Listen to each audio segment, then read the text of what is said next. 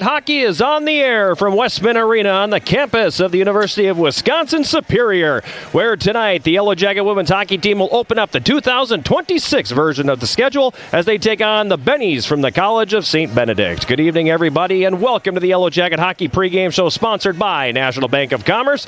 Alongside the big sound, Matt Johnson, I am John Garver, and the break came at a very good time, Matt, I think, for this Yellow Jacket women's hockey team. The first half was not too friendly to them. No, it's been a grind so far for Brie Simon. 14 freshmen on this squad, more than half the roster of players that have seen the ice so far for the Yellow Jackets playing their first year of college hockey, and you can tell so far just one win in their first 11 games. They're on a 7-game losing streak, only 14 goals scored, so it has been a rough go for the Yellow Jackets here so far this year. All that being said, the bulk of the, I don't want to say disappointment, but the bulk of the rough road was in the early part, in late October and through November, because when they got to the end of November, early December, they started playing a lot better. They just weren't getting the results. Yeah, they were playing a lot better by the year. They had a nice upturn in that series against St. Norbert, which was ranked number 7 in the country, I believe, when they played them down there. Lost both games, but the second game went to overtime. Lost the first game 6-3, and were within 2 goals in the last couple of minutes before the Green Knights ended up getting an empty netter. And then we're pretty competitive against Concordia Moorhead before the break as well. But, you know, losing 2 games there, I know that left a sour taste in their mouths. It's one of those situations where you just have to kind of stay the course and then try to improve as the second half of the season, I think, starts up here tonight. I think it's been, we've talked about it, I think, in every broadcast I've done so far this year. I've brought that up, and we've talked about it on the podcast when Brie joined us on I Have the Swarm here a couple of weeks ago.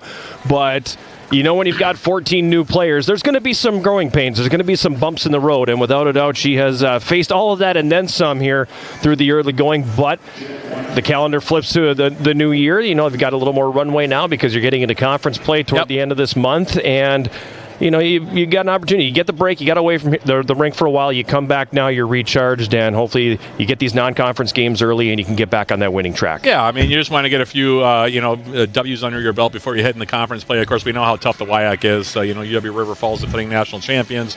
Eau Claire, always a top, 10 to 15 ranked team, usually in there. And Stevens Point, also a squad you can't overlook. So it's one of those situations where you do want to get some positive momentum, and maybe they can do that here against the St. Ben's team that is 5-2-2, but also does not score a ton of goals. They've only scored 21 on the season so far. They're averaging a little bit more than 2. The Yellow Jackets averaging a little bit more than 1. So I would figure that this would probably be a pretty tight contest, and if the Yellow Jackets can get a couple bounces, maybe they can come out of here with a win tonight. Yeah, Coach Simon and I talked about that in the pregame interview, which you will hear here in a couple of minutes, but yeah, you expect a tight game, expect a low-scoring game, expect a defensive game because they're having just the same struggles that the Yellow Jackets are. Fortunately for them, they've been able to get some wins in the process. They have, yeah. They've won some very tight games. They've had a couple of shootouts the last couple of weeks before they hit the break as well. They've also played a tough schedule. And, whenever you go 5-2-2, you feel pretty good about yourselves. But, again, this is not a high-scoring team that the Yellow Jackets are facing here tonight in the Bennies. Like I said, just 21 goals, and they've got 10 different goal scorers already this season for those 21. So they really spread it out. And so the Yellow Jackets will have to keep an eye on the entire roster for the Bennies here tonight, but like I said, not a lot of goals for either team to this point in the season, and like I said, I would expect it to be a pretty tight contested game and maybe a 1-goal game by the end. Last time out for them was December 5th and 6th, a pair of 1-1 ties against Bethel, and they ended up going to shootouts in both of those games. Prior to that, a sweep of Lake Forest. 9 of their 21 goals came in those 2 games, so they're kind of a feast for famine club as well. They are. They've either scored a ton of goals in games or they've not given or haven't. I mean, it's basically one or the other. They've either really clicked offensively or not at all. So Yellow Jackets can kind of relate a little bit to that, I suppose, at this point in the season. So, again, the Yellow Jackets still will have to get some good goaltending and some good play in the back as well. Just because St. Ben's doesn't score a ton of goals doesn't mean they're not capable of it, as they've seen a couple of games, like you said, against Lake Forest early in the year. So Yellow Jackets are going to have to play a pretty complete game here tonight, I would think, to get a win. About 10.5 minutes away from the start of this one between the Yellow Jackets and the Bennies. We'll take a timeout when we come back on the Yellow Jacket Hockey pregame show, sponsored by National Bank of Commerce. We will catch up with Yellow Jacket head coach Brie Simon. This is Yellow Jacket Hockey on 91.3 KUWS Superior and Yellow Jacket TV, an affiliate of the WIAC Sports Network.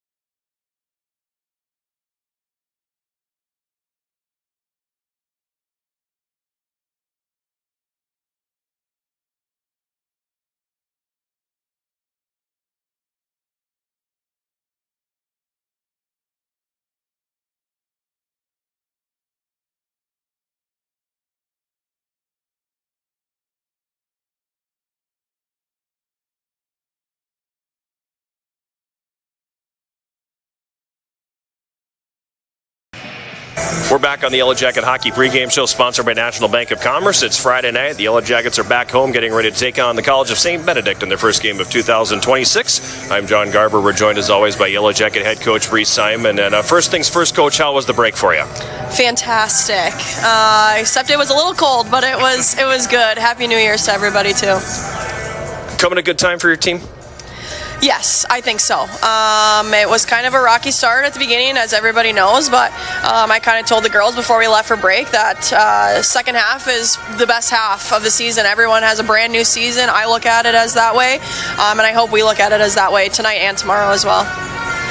I suppose, too, I mean, you're getting the bulk of your conference games in during the second half, so if there is a time for things to kind of start to come together and play the way you want to play, now definitely is the time. That being said, as the first half was winding down, your team was playing some good hockey, just not getting the results. Yeah, for sure, and that's what sucks, is everyone looks at records, but not seeing how we're actually playing.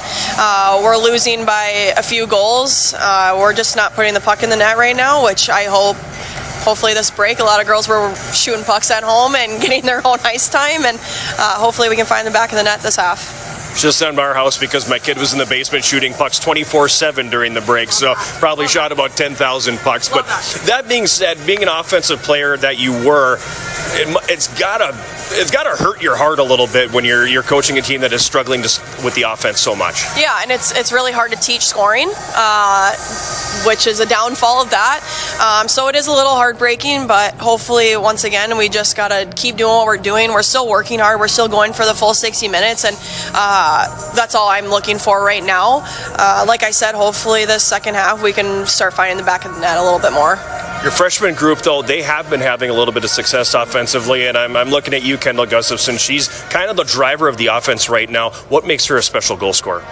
Honestly, she's just in the right spot at the right time, and she's one that listens to how she needs to score a little bit more than others, which is totally fine, but she's just in the right spots, and she's obviously playing with two good players, Addie and Emma, that are giving her the puck, and she's got confidence right now, which is helping her in scoring and just in her play in general, which is great.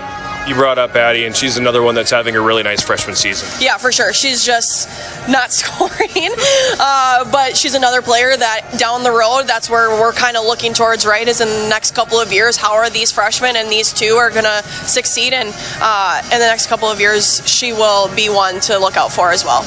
The other piece I think that maybe gets overlooked, because when people look at the record, your goaltending. And your goaltending has been pretty good.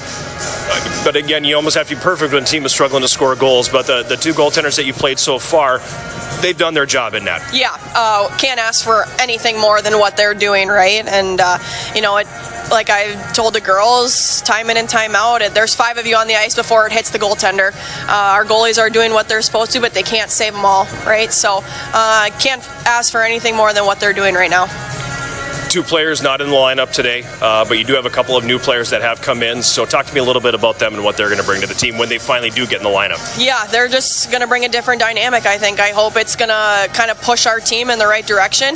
Now it's kind of the beauty that I can sit some players when needed. So that will help kind of give us a little push, I think, that not every spot is guaranteed, and people can come in and out of the lineup every single night. And I think specifically one is going to help with our scoring for sure.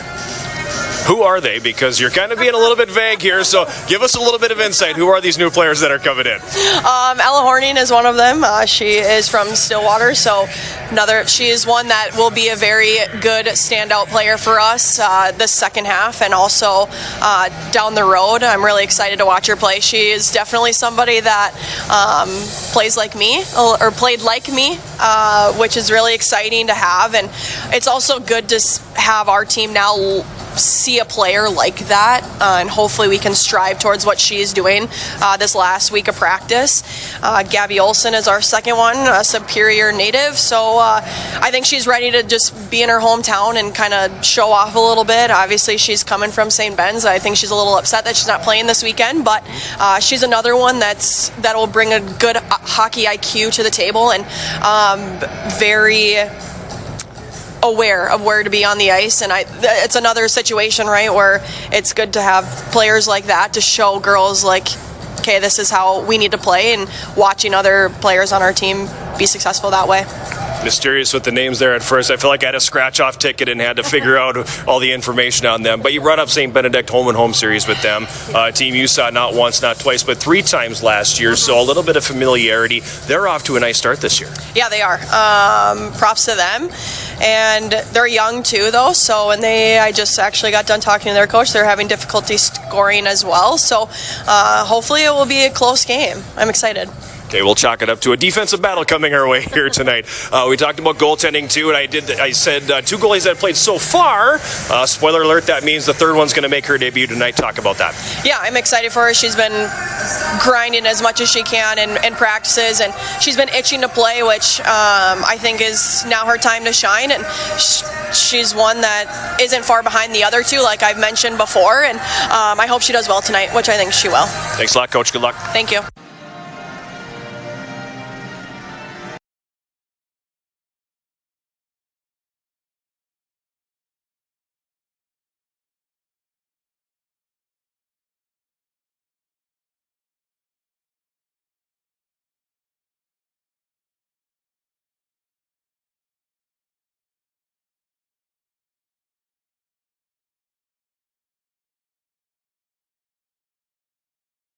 Played, and that was Yellow Jacket head coach Brie Simon that you heard in her second season behind the bench for the Yellow Jackets. 13 wins, 24 losses, and 2 tie games. And that brings us into the starting goaltenders for this one. And again, spoiler alert, you heard during the interview that we got a goaltender making her debut this evening, and that would be Aaliyah Grishis making her first career start, a 5'4" freshman from Winona, Minnesota. We don't know a whole lot about her, aside from the fact that we just watched her warm up. We watched her warm up, and that's about it. The pads look good. So look forward to seeing her first game of the season. But she's got a little bit to live up to, Matt, because like Coach talked about, like we talked about, the other 2 goaltenders on the Yellow Jacket roster, they've seen a fair amount of rubber this year. They played well. They have. Maddie Walskrell, who started the first game for the Yellow Jackets, and then Jada Moyer, who took over when Maddie had a bit of a lower body injury that kept her out for a while, played really well for the Yellow Jackets, splitting time in the middle. Of course, sometimes it's hard to judge a goalkeeper or goaltender based on 1 in 10 season thus far, but both goalies have played pretty well in goal. Jada Moyer has been very, very steady for the last few weeks for the Yellow Jackets. She's really been the mainstay in there. So Grishis has a lot to live up to here, and one of the things that Brie Simon, though, did tell us, though, John, is that she wasn't far off from getting in there. And we talked about that during the podcast, and sure enough, she's in there to get the start tonight. She will defend the goal to our left here in the first period. At the other end, it's going to be Sam Knutson getting the start for St. Benedict. She's a 5'3" freshman from Chicago, Illinois. And on the season, she's making her 3rd appearance. She has a record of 1-1, a goals against average of 4.51, and a save percentage of .775. She'll be defending the goal to our right here in this opening period. A little bit of housekeeping going on in the net at the south end of the rink behind Aaliyah Grishis. And referee John Loy is in there patching up a hole in the net, which gives us an opportunity to say the officials for tonight's game have been assigned by the Wisconsin Intercollegiate Athletic Conference. Referees are Kalen Hansen and John Loy. The linesman is Anthony Podominic. Fresh 20 on the clock, 5-on-5 hockey to start. The puck is down, and we're underway here at Westman Arena in Superior. The opening faceoff sponsored by Barker's Island Inn, Northern Wisconsin's Island Getaway. Immediately a shot coming in from the right side. Grishis makes the save. Save percentage at 1,000. Yeah, I don't have really much else to ask there, but that's important for a young goalie. Getting her first reps in there, is to get the puck, get the feel of the game a little bit, kind of sell those nerves, because it's natural you'd expect her to be a little bit nervous coming into the game. But like I said, looked good on that first stop, and hopefully she'll settle in quickly here. Puck in the Yellow Jacket zone again. Jackets going from left to right across your computer screen or your radio dial if you were old-fashioned like myself. Jackets control it on the right wing side, and Gustafson clears out into the neutral zone. Presley Kramer has it now for St. Benedict. Her pass up the middle, broken up. Jackets play it back to the St. Benedict line, where Emily Wendorf takes control, and she'll play it into the Yellow Jacket zone. Stacy Steiner for the Yellow Jackets on the right side. Sends it over to the left. That's going to be broken up now. It comes free into the left circle, and a quick shot there is going to go over the top of the Yellow Jacket net. Eiley Dahl for the Jackets coming back on the attack the other way. It's sent down into the St. Benedict zone. Knutson out of her net. Passes that one over to Jamie Bimberg on the left wing boards, and it's going to be chipped out to neutral ice. Puck in the center face-off circle. Ashton Parnell has her stick lifted up. Puck pinballs around again. Comes to the St. Benedict line. Bimberg has it there, and she'll fire that down into Yellow Jacket territory. Puck on the left wing side in the Yellow Jacket zone. Parnell's got it here. She'll retreat behind her net. Pass intended for Dahl on the right wing is going to be broken up. Chloe Lewis for St. Benedict played it back down to the left corner. Now it comes up top left point. Reagan Flores has a shot there that's blocked, and the Jackets play it back the other way. Puck comes in on the left wing boards. Parnell couldn't quite handle that one, and now back the other direction is Flores for St. Benedict. Reagan Flores up the right wing, sends it down into the Yellow Jacket zone. Picked up behind the net by Chase Stinnett. Now it's taken away from her by Ashton Parnell. Yellow Jackets will regain control. Brooke Bugas from behind her net passes that one up the right side. Jackets can't get it out. Second attempt does come to the neutral zone, and now the Jackets will jump on the attack. Parnell plays that one down into the St. Benedict zone. Clearing attempt is going to come up the left wing boards and out to center. Elena Siska plays it into the Yellow Jacket zone, right wing corner. Decent pace here in the early going. Long stretch without a stoppage in play as the puck is behind the Yellow Jacket net. Cameron Hargreaves plays that to Wendorf left point. Now back down behind the Yellow Jacket net. Centering attempt actually hits Grishus in the right skate. Ends up back behind the Yellow Jacket net. Up to the right point now. A shot tipped in front. That's going to go wide of the Yellow Jacket net. On the right wing boards, the clearing attempt by Jalen Wharton's not going to come out of the zone. Held in at the left point and played down toward the Yellow Jacket net by Hargreaves. And Grishus elects to drop down and cover that one up. Face-off coming into Yellow Jacket territory. 17:05 to go here, opening period. Yellow Jackets in St. Benedict scoreless from Westman Arena on this Friday evening. John Garver and the Big Sound, Matt Johnson. Glad to have you along, whether you're listening online, watching, listening on the radio. Glad to have you with us here for Yellow Jacket Women's Hockey on Yellow Jacket TV and on 91.3 KUWS in Superior. Behind the Yellow Jacket net, it comes up the left side. Clearing attempt by Gustafson will be held in at the right point. A long shot through traffic. Coming in from the right point by Salscheider, and the save is made by Grishus. She will hold on. And we'll get a face-off coming up here in Yellow Jacket territory once again. Yeah, St. Ben so far got the Yellow Jackets tied up in their own end of the ice so far, John. The first 3 minutes plus have been virtually all in the Yellow Jackets end of the rink here so far this evening, and we'll see if that continues. It is giving Grishus a chance to look at the puck quite a bit. She's made her first two saves pretty well, though, so far. Hasn't given up a rebound as of yet. But UWS needing to try to get out of their own zone here for an extended period, maybe see if they can do that over the next few minutes. Establish the forecheck, if you will, on the right wing boards. Kendall Gustafson tried to fire that one into St. Benedict territory, but the Yellow Jackets will be called for an offside. Yeah, Gustafson leading scorer for the Yellow Jackets. 5 goals, 2 assists so far. The native of Hibbing, so relatively close by. And like you talked about with Coach Brie Simon in the pregame, John, she's a player that very high upside. Very excited about her as Brie Simon, and we'll track her progress, of course, in her career as a Yellow Jacket. Puck behind the St. Benedict net, out of the reach of Dahl, and it's going to be passed up on the left wing boards and chipped out to neutral by Cameron Hargreaves. It's going to be dumped back down now behind the St. Benedict net.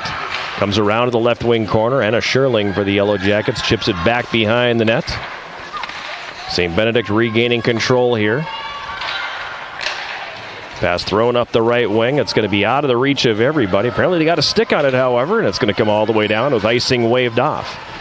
Left wing corner, Yellow Jacket zone now, controlled here by the Bennies. Yellow Jackets get it back. Bennies regaining control once again. It's the net now from the left side, walks it to the front of the net.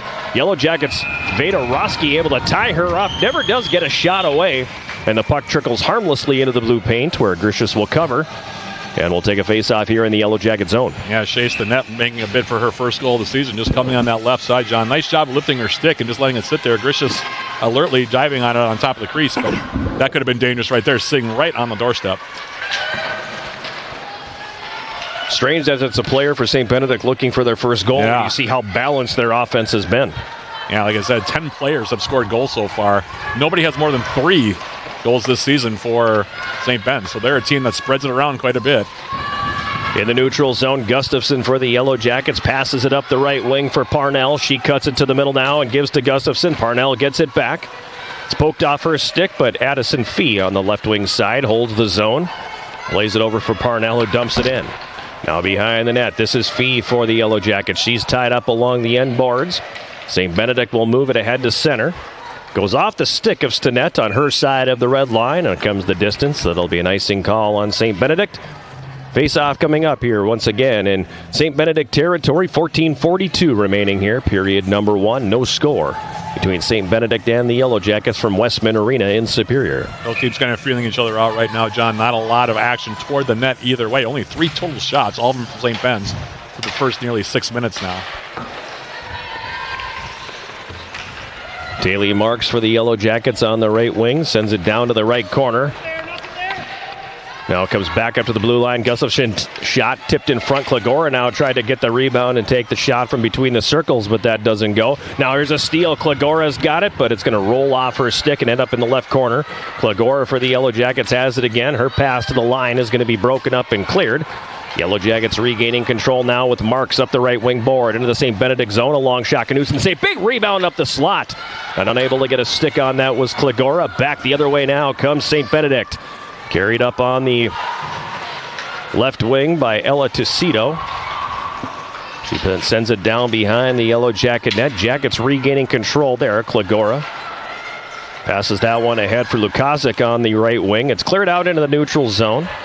St. Benedict dumps it back into Yellow Jacket territory. Daly Marks now passes that one into the middle off the stick of Maya Anderson.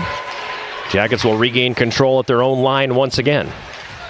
Lukacic's got it on the right wing. She'll cross the red line and send it in. Knutson puts a stick on that and deflects it into the left wing corner. Maya Anderson for the Yellow Jackets works it behind the net. Control regained by St. Benedict there. It's pushed over to the right wing boards. Jackets again jump on it. Lukacic has it go right between her skates. And it's going to come back the other way with Solscheider on the right wing clearing it out.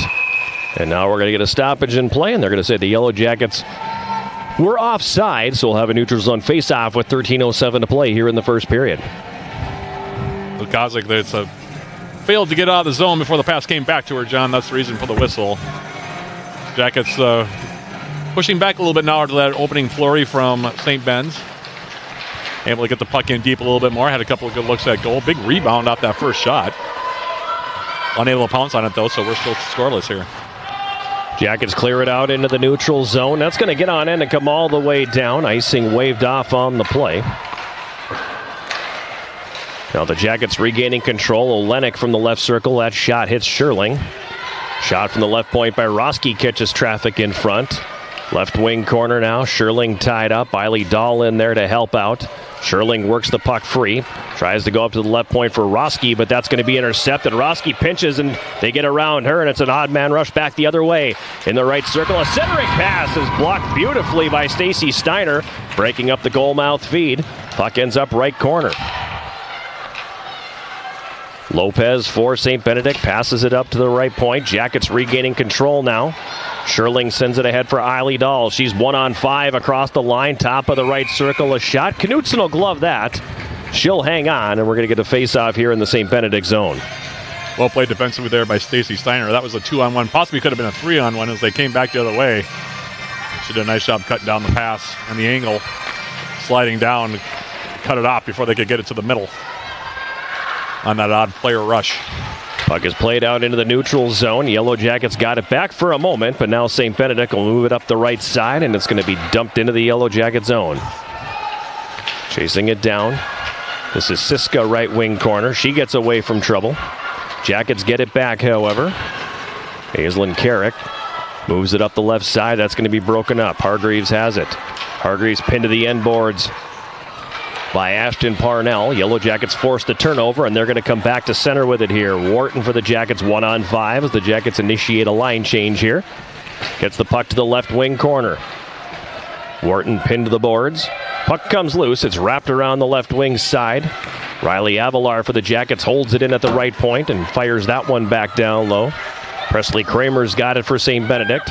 She throws that one ahead on the left wing. Hargreaves was looking for that one. It comes all the way down, and that's going to be icing on St. Benedict. Tight checking so far, John, as we would say in the men's game. Very tight so far. Not a lot of action either way. Shots now 3-2. Jackets surrendered the first 3 shots. As Benny said, the first 3 looks on goal. Jackets have had the last 2. And we've got a total of 5 shots now through nearly 9 minutes. So there's been a lot of neutral zone play. And both teams have actually had some possession in the others off our defensive zone, but just have not been able to get anything toward the net, really. Klagora in the left wing corner, sidesteps a check, passes behind for Gustafson, out front looking for Addison Fee, but it was just out of her reach. Puck's going to get up on end, and that'll roll all the way down. Yellow Jackets quickly play it back in transition. Up the right wing for Gustafson. Now she drops it off for Marks. Marks across the red line. She dumps it into the St. Benedict zone. It's chased down by Wendorf. Wendorf behind the net for Bimberg. Pressured there by Gustafson. Gustafson has Bimberg pinned to the end boards. Now the puck is worked loose. Chloe Lewis comes out with it here, and she'll pass that one ahead to center. Chase the net across the Yellow Jacket line. Left circle, gets around Roski, takes the shot, and the save is made there by Gricius. Puck is played back up the boards and now back down to the left wing corner. Roski's got it here for the Yellow Jackets. Pokes it up the boards, but not out of the zone. Then Stinnett carries to neutral ice and loses the puck. Lukazic back the other way. Lukazic for the Yellow Jackets across the line on the left side. Passes it down behind the net. Kasha Kovala there for the Yellow Jackets. She gets tied up. The puck is going to be played back up the left wing side. Stinnett pinches down from the point to hold. Comes back around behind the St. Benedict goal. Over to the right wing boards, and that'll be pushed out to neutral ice. Roski for the Yellow Jackets backs it up for Steiner. Now back to Veda Roski. She crosses the red line and sends a long shot in. Knutson will make the glove save on that, and we're going to get a face-off here in the St. Benedict zone. And there it gives us an opportunity to say, hey, if you can't get enough of the Yellow Jackets, what are you supposed to do, Matt? Listen to us. Tune into Eye of the Swarm, the official podcast of Yellow Jacket Athletics. Join him, the Big Sound Matt Johnson, and me, John Garber, all season long as we sit down with Yellow Jacket student-athletes, coaches, and other guests. Eye of the Swarm available at uwsyellowjackets.com/podcast, Spotify, iTunes, wherever you might get your podcasts. The latest episode featuring Brie Simon. I was about to say it, right on cue. Dropped a couple of weeks ago, just before the holiday break. Yeah, I was particularly impressed with her answers to the quick fire.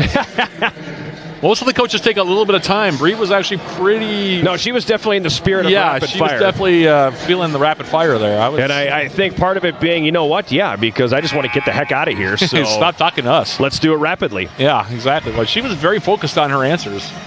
The sandwich one was particularly focused. I was kind of surprised. Most of them take the time. Well, she was not shy. She gave us her subway order, and it was spot on. So that's the latest episode of Eye of the Swarm. Feel free to check that one out. That and all the 109 other episodes, if you really want to dive in. Wow, that's a lot of hours to listen to us. That's a lot of hours. If you're a driver, truck driver, have we got the show for you? We do. Right wing corner now, St. Benedict zone. It gets past Eiley Dahl, and it's going to come out into the neutral zone now. Jackets regain control at the red line. Avery Olenek on the backhand. Dumps it into the St. Benedict zone, but they will quickly come back out as Reagan Flores plays that one ahead. On the right wing across the Yellow Jacket line they come. Over to the left circle. Now Vesper sends that in front. A shot right circle, and a save is made by Gricius. She got from her right to her left very quickly and snaps the glove on the one-timer from Reagan Flores. Nicely done that time by Gricius. I don't think she had a whole lot of traffic in front of her, but she showed good movement there, moving from right to left to come over and cut down the angle. That was almost below the dots. It was just outside the dots, I think, actually, just above them. But still, a really nice save by Gricius. A good look there. Probably one of the best looks we've had so far in this period, John. Probably the best scoring chance thus far, Matt. You are correct. Parnell's got it for the Yellow Jackets. Gets around one, sends it over now for Anderson on the left wing. She pushes it across the St. Benedict line. It comes right back out, however, so the Yellow Jackets have to regroup. And now we will get a stoppage, and they will say the Jackets did not tag up on the play, so it'll be an offside call with 8 minutes, 46 seconds remaining here in period number one. No score between the Yellow Jackets and St. Benedict. In the neutral zone now, Maya Anderson for the Jackets. Gives it to Taylor Marks. She'll carry to the right wing board, cross the red, and dump it in. Puck slowly makes its way down, and a wicked hop off the boards comes right out front. Parnell with the shot on the doorstep. And Knutson able to get the glove on that, and she will hang on. So the new boards here at Westman Arena, giving the Jackets a membership bounce, if you will. Because that one, I don't know what that hit, but it... yeah, that popped the right out. The ghost of Cinto Westman got a foot on that and popped it right in the front of the net. Yeah, it was right out in front of the blue paint, and boy, Ashton Parnell had that one right on the doorstep. Nice job by Knutson to slide over, but again, that's one of those home hops, John. It was. Yeah. Thinking back to my sophomore year here, I had one of those against St. Scholastic. It hit the Zamboni door and came right out front. Goalie was behind the net, and I would have had grief if I would have missed that. Marks from the right point, takes a shot. That's going to drift wide of the net. Now Fee for the Jackets, sends it down to Klagora, left circle out front for Gustafson. It's just out of her reach. Control regained here by St. Benedict. It's going to come out into the neutral zone as Siska got it to the red line. Fee breaks it up for the Yellow Jackets. Siska gets control once again, and she'll dump it down into the Yellow Jacket zone. Taylor Marks has it there. Marks for the Yellow Jackets will retreat behind her net. Gives it to Riley Avalar. Now quickly up on the left wing for Addison Fee. She takes it on the backhand, and she'll send it down into the St. Benedict zone. 7.5 minutes to go, first period. Yellow Jackets and St. Benedict scoreless. Now the puck is going to split the D and come all the way down, and they're going to call icing. And I understand the angst coming from the St. Benedict bench there, because that puck was mere inches from the blade of Veda Roski's stick. And they probably could have waved that one off, considering some of the ones they've waved off already. Exactly. Like I said, John, I can understand that one. That one could have been played. Yeah, that one. Oh, well. Let me put it this way. I'm not going to complain about it, but it's an offensive zone face-off. Unfortunately, Jackets lose the draw, and it's going to be played back the other way quickly and tipped down into the Yellow Jacket zone. Steiner retreats and picks it up. Gives it up for Lukazik on the left wing. She chips it ahead for Parnell. Parnell now across the line. Gets around one. Parnell left circle. Plays it toward the net. Knutsen's going to make the save and then cover it up. As she had Kovala going to the net. Nice stick handling there by Ashton Parnell. I think she probably wanted to pass and then got a little... got a little too deep. The puck on there, and it just kind of trickled in on goal, because I don't think she really wanted to take the shot on net. Made a pretty move on her forehand to that left side, John. Really nice stick handling move. Kovala was wide open at the backside, by the way. If that puck had been on target, Kovala would have had a really good shot on goal. But nice move by Ashton Parnell. It's, get around the first deke rate. The 2-on-1 is what it would ended up being, but... Steiner at the right point holds the zone for the Yellow Jackets. Now control taken by St. Benedict with Reagan Flores ahead on the left wing for Vesper. Bailey Vesper across the red line sends it into the Yellow Jacket zone. Roski has her stick lifted up. It comes to the corner. Jackets are going to play that one up the boards. Actually going to play that one over the glass. And over everybody. It's a souvenir for, the athletic trainer. Yeah, a lot of times you'll see that puck end up in the benches. That one went way over the top of everything. Hey, depending on what building you're in, that could be a press box right there, too. Could be, yes, indeed. Where you usually are sometimes, especially on the road, yeah. Still have nightmares about that puck in River Falls in 2013. Oh, man. So does that coffee mug. For those of you who don't know the story. It's a great conversation piece on my desk. Puck in the Yellow Jacket zone. Avery Olenek gets taken down and can't clear. Now a shot from the right point by Presley Kramer just goes wide. Puck is loose in the right circle. Olenek's got it for the Jackets now, and she'll send it rink wide for Dahl. Puck comes off the right wing boards into the St. Benedict zone. They will quickly play it back the other way with Siska on the left wing. Her pass broken up, but it's regained by Presley Kramer in the center circle, and she'll play it into the Yellow Jacket zone. Now it comes over to the left wing boards. Maya Anderson for the Jackets plays that one ahead to center. Parnell giving chase. Parnell loses the lumber just in front of the St. Benedict bench. Has the puck tied up along the boards. Still has the puck tied up along the boards. Doing a great job keeping the skates together. Finally poked out to neutral ice by the Bennies. Jackets are forced to regroup. On the right wing now, it's going to be dumped in by the Yellow Jackets. Wharton comes down behind the St. Benedict goal. Chloe Lewis has it there. Passes up the right wing. Now into the middle. Lewis has it back.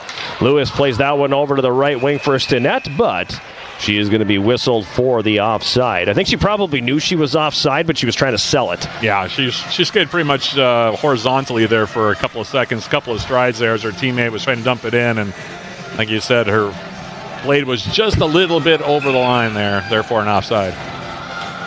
Face-off will be in the center face-off circle, controlled here by the Bennies. They'll dump it into the Yellow Jacket zone. It's going to be chased down and carried back behind the goal by Bugas. Around for Fee on the left wing. Into the middle, Klagora. She clears. Fee decides to back it up.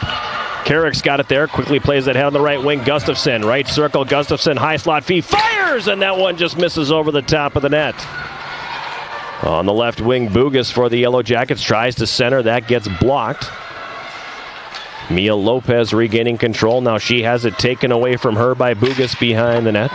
Bugas' pass intended for Carrick at the right point, intercepted. And back the other way now. This is Lopez. Lopez backs it up. St. Benedict sends it ahead on the left wing, and it's tipped in by Pelton Bice for the Bennies. Jackets regaining control here. Klagora behind her net. Over to the left wing boards. Rink-wide feed by Bugas to the right wing side, and Gustafson will send it in. Knutson out of her net. Sets it up there for Reagan Flores as we pass the 16-minute mark of period number 1. No score between the Yellow Jackets and St. Benedict.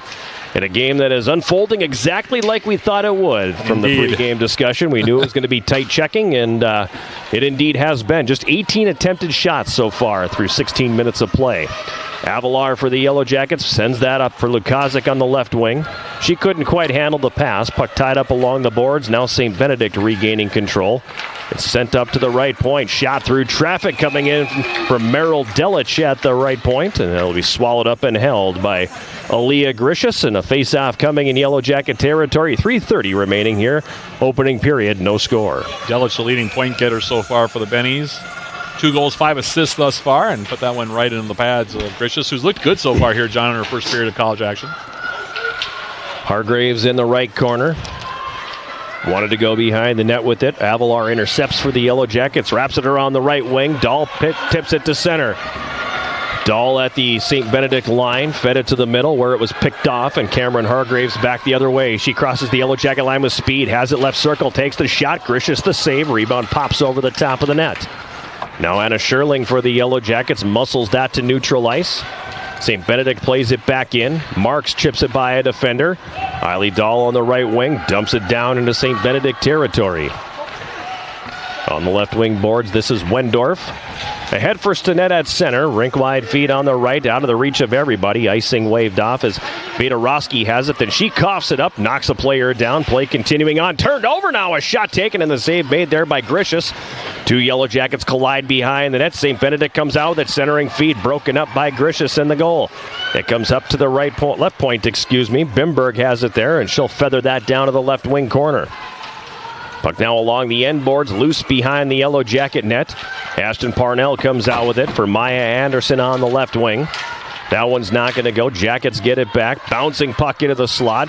Anderson tries to clear. That's not going to leave the zone. Jackets playing with fire here a little bit in the closing minutes of the first period.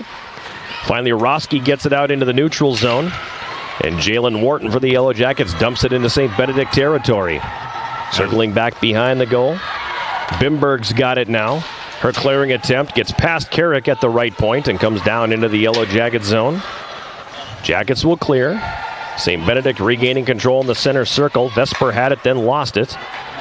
Little hot potato here as nobody really wants to control this thing right now. A lot of action between the tops of the circles. Finally, control regained here by the Jackets. Klagora behind her net.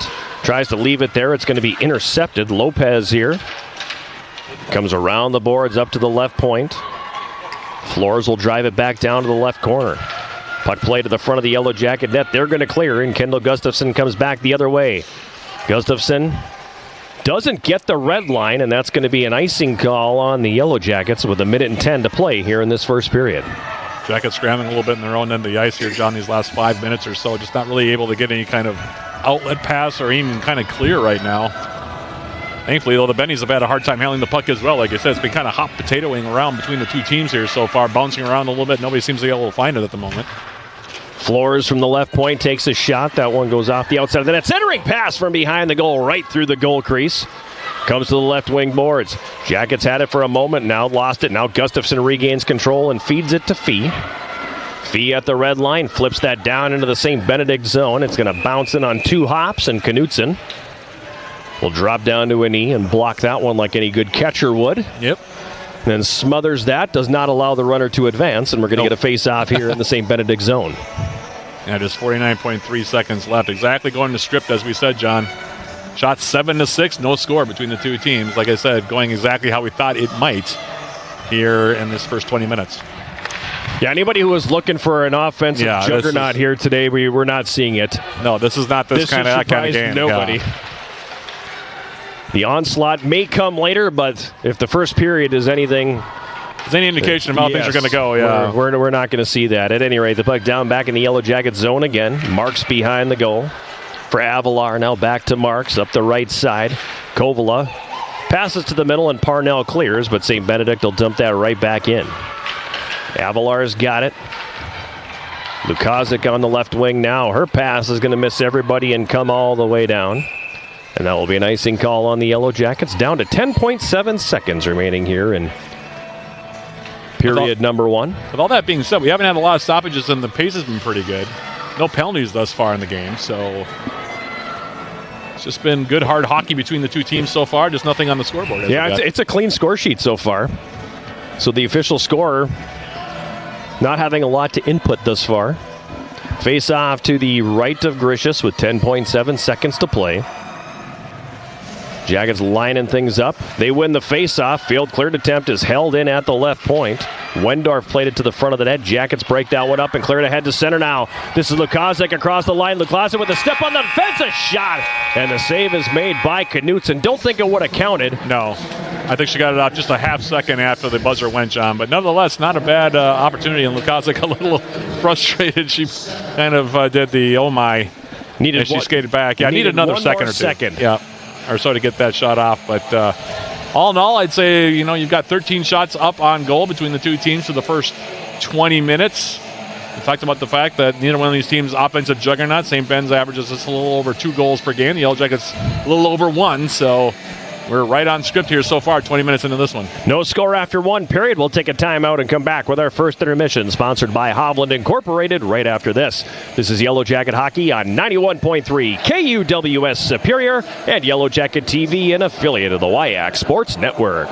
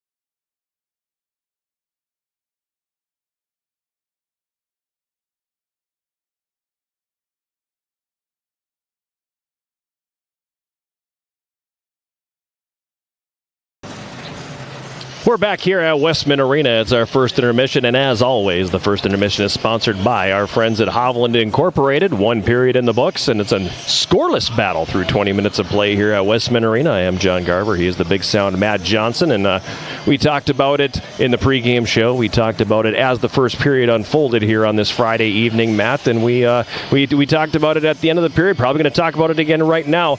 This is unfolding exactly as we expected. St. Benedict coming in, averaging 2.33 goals per game, and we in the pregame we said 9 of the 21 goals they scored came in one weekend. Yep. Yellow Jackets averaging 1.27 goals per game, and they've had their difficulties throughout the year. They haven't had a big weekend where they've had that offensive onslaught as of yet, just 14 goals in 11 games. So weren't expecting a lot of offense. Weren't expecting either team to have an offensive explosion here tonight, and we saw why, because you've got two teams that are playing very close to the vest, playing very good defensively, doing a good job of kind of collapsing in on their respective goaltenders and not giving up anything easy in front.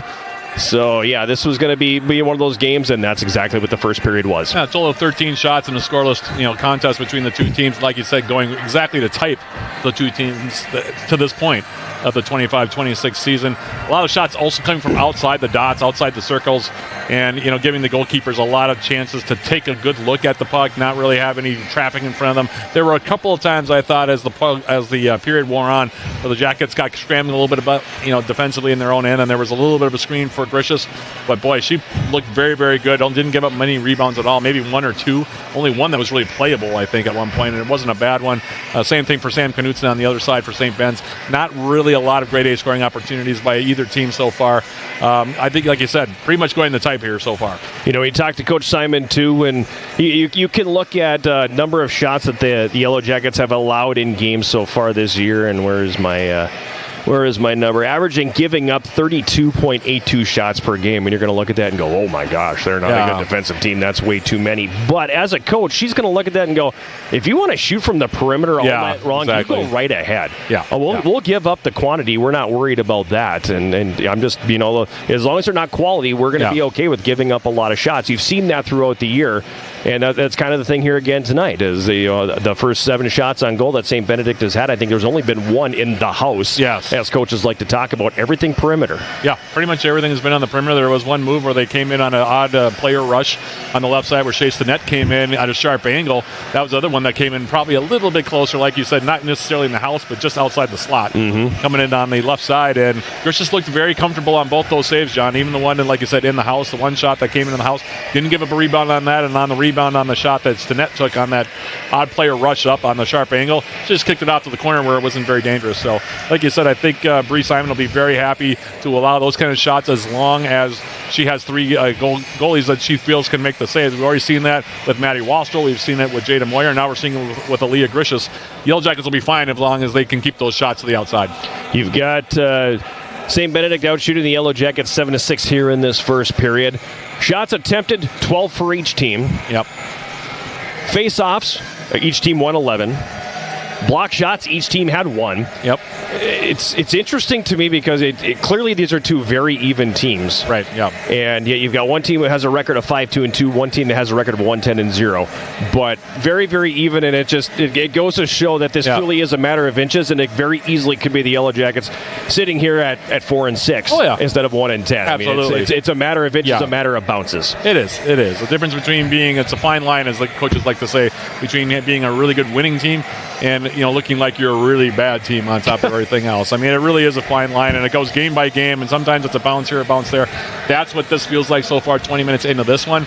It's going to take a bounce maybe here or there, or something like that one where we had the puck come in, take that weird hop off the boards that fell right for Ashton Parnell, who had 3 shots for the Yellow Jackets, by the way. Half of their shots in that first 20 minutes. It might take something like that to get the goal here that might make the difference in the game, but we'll have to see. I mean, right now, though, it looks pretty darn even after 20 minutes. No score here from Westman Arena in Superior between the Yellow Jacket women's hockey team and the College of St. Benedict. We'll take a timeout and come back with more of our first intermission, sponsored by Hovland Incorporated, right after this. This is Yellow Jacket Hockey on 91.3 KUWS Superior and Yellow Jacket TV, an affiliate of the WIAC Sports Network.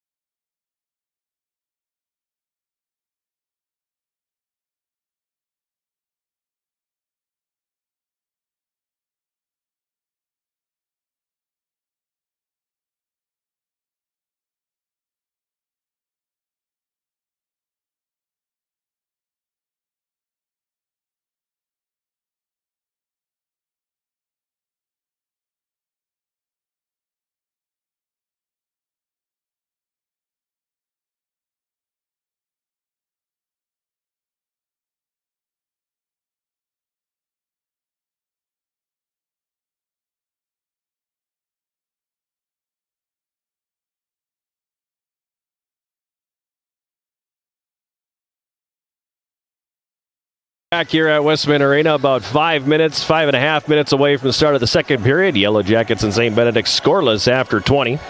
Elsewhere today, Yellow Jacket men's basketball team was on the road taking on McAllister, or as my nephew said prior to his college visit there, McAllister. But at any rate, good outing for the Yellow Jacket men today, 78-73 victory. Yeah, obviously I've had a lot of chances to see them up close. This is one of the tallest, more athletic, I think, teams that he's had. Coach Greg Polkowski now in his 9th year has had. And good win today, going on the road down to McAllister. That's not an easy trip to make. Jackets won 78-73, and they looked good. I mean, it was a tight game basically throughout. Evan Bennett, 19 points. Landon Tomer, 17 points, 12 rebounds. Really excited for his future. And just a sophomore, a guy who actually led the state of Wisconsin in rebounding his senior year at Mosinee. And he's showing why right now. He's been a double-double machine lately. I think that's 3 in a row now for him. So they're starting to round into form now. The Yellow Jackets now with 2 in a row for them. Yeah, and now they got up to, they're 4-9 now, and they played a rough non-conference schedule so far. So good win for Coach Polk and company. And I think that's one of the things, we talked about this in the podcast too. I think people look at records and focus on that way too much. But both for the men and the women under Evelyn Parsons, they've had really rugged non-conference schedules. Yeah, and the men have, now they're at 4-9 on the year, John. They've lost, I don't know, maybe 4 or 5 games by like a handful of points. Yep. And if you look at their numbers, they're not that bad as far as the scoring difference and the Yellow Jackets. No, it's a possession or two. Yeah, exactly. So, I mean, they very easily could be 9-4 or 10-3 right now if they had gotten some bounces. But as it is, they're 4-9. Good young team, and I'm looking forward to seeing them. They'll be back home a week from this Saturday, so a week from tomorrow. But, they're playing their best ball at the right time. They're starting up conference here pretty soon. We'll see, how they fare. I would think that they'll be pretty well prepared considering the schedule that they played and some of the teams that they faced. So. The women's basketball team also coming off a nice win against Carleton the other day. They needed that. Yeah, I think so. They needed that. They played well. I watched a lot of the game. It was one of their better performances of the year. They played a rough schedule as well. When you're going down to the Oshkosh tournament, you're seeing Ripon, who is receiving votes, and then you're going to play the numher 3 ranked team in the country in Oshkosh. Yeah, it's nice to come home and have a dominating performance, and that's exactly what they had against Carleton. The other day when they got that win. They played Lawrence tomorrow. That'll be a big challenge. But, both basketball teams, I think, are on the right track right now. And men's hockey, hopefully, will be able to do the same. It's been a roller coaster ride. Yes. And I'm somebody who is a fan of roller coasters. I enjoy them. But, You're right, it's been a roller coaster ride. There's no doubt about that. A lot of ups and downs, a lot of inconsistency, and, a lot of things that if I had hair would be turning it gray or I'd be yanking it out. So, fortunately, I am not the coach. I don't have to worry about that. And I don't have hair, so I don't have to worry about that either. And they have a weird situation coming up, playing a Wyatt Conference game in the middle of the week. I can't remember the last time. No, it's not. It's not, though? It's not. This happened. It feels weird. This happened last year. Oh, it did? But when they made the schedule, this was supposed to be the Yellow Jackets against Northland. Oh, I suppose. That's right. This is a Northland game, and you're expecting an hour down the road. Instead, it's Beloit. And it's 5.5 hours down the road. Yes, exactly. They basically just plugged Beloit into the schedule as Northland, and that's how you end up with makes more sense. This random Wednesday game like that. But that's all this was. This was Northland College. I'm glad that you're plugged in on that because I was a little bit confused as to why a team is coming 5-6 hours north to play on a Wednesday. Yeah. That was a little bit eye-opening for me. It's one of those scheduling foibles, I guess, that comes with the I don't want to see the relocation of a team like it would be in professional sports, but it was the second year of the schedule cycle. Okay. And this is just the way that it shook out. So, you end up with a little bit of a goofy trip in there, but classes aren't in session right now. So also an oddity that they're playing the same team coming out of the break that they ended the break with. Yeah, 3 consecutive games, against a Beloit team that I think is not Northland. Yeah, that's what you said. I remember you telling me that they're not the same team. They're going to beat somebody. They're going to beat some teams here, and they were good, and they ended up making the Yellow Jackets sweat it out in that Saturday game when they popped 3 goals in 4 minutes. Right, yeah. And are up 3-1 after 1. And the locker room the Yellow Jackets were using, there's probably no paint left on the wall after Coach and, Coach McKenna and Coach Meisner got in there. But the Yellow Jackets came out a completely different team on that in the second period. But those 2 periods, a microcosm of the entire season for the men, is just up and down. And we're not going to show up on this night, and we're going to play like gangbusters on this one. And okay, that was really good, so we're good now, and we're going to take a break for the next game. And, I've used the phrase it gets late early in Division III sports because you only have so many games, and the schedule goes by very quickly. I mean, they're more than halfway through. Yeah, you got 25 games to really state your case, and right now they've played 13 of them. Yeah, so they're more than halfway through their schedule for the year, and it's time for them to make the decision of what are we going to be, and are we going to be the team that we know we can be, or are we going to just ride the wave of inconsistency and keep Garver on that fun roller coaster ride that he's been enjoying so far this season? I can imagine Rich's hair is turning different colors as well, probably a little bit lighter. Maybe a little more gray than usual. Both teams back on the ice here for the start of period number 2. Aaliyah Grishis making 7 saves in the first. She will defend the goal to our right, and the Yellow Jackets in the gold sweaters will be traveling from right to left here in period number 2. The faceoff controlled by the Yellow Jackets, and Addison Fee on the left wing banks that one down into the St. Benedict zone. Chloe Lewis for the Bennies passes that one around on the right wing side. It's going to be played out into the neutral zone now, and the Bennies have numbers across the Yellow Jacket line. Lewis passes that one to the middle. It's going to go off the stick of Chase the net and roll in on goal. And gave a little shove to Taylor Marks afterward. Pushing and shoving at the end of that rush. And as a result, a face-off coming, but no penalties, just some pleasantries being exchanged there between teams that are going to play again tomorrow. Yep, down in the St. Cloud area. Second game of the home-and-home series.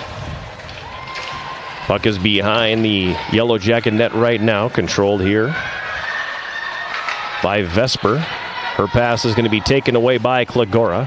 Klagora to the right wing boards for Gustafson, now up to the line, but not out. A long shot from the left point by Flores, sticked aside by Aaliyah Grishis. Addison Fee for the Yellow Jackets wraps that one around the right side. That's going to come all the way down and will result in icing. No doubt on that one. No doubt on that one. And that's a beginning of the period icing, because if we're 6 or 7 minutes into this thing, it gets caught up in the snow in front of the benches. Right, it's not going to have all that momentum. Yeah, that one was a nice thing from the time it left the stick. They'd need John Schuster to sweep that thing down the other end to get the icing call. Yes, we needed John Schuster to show up with the broom and just slow it up a bit.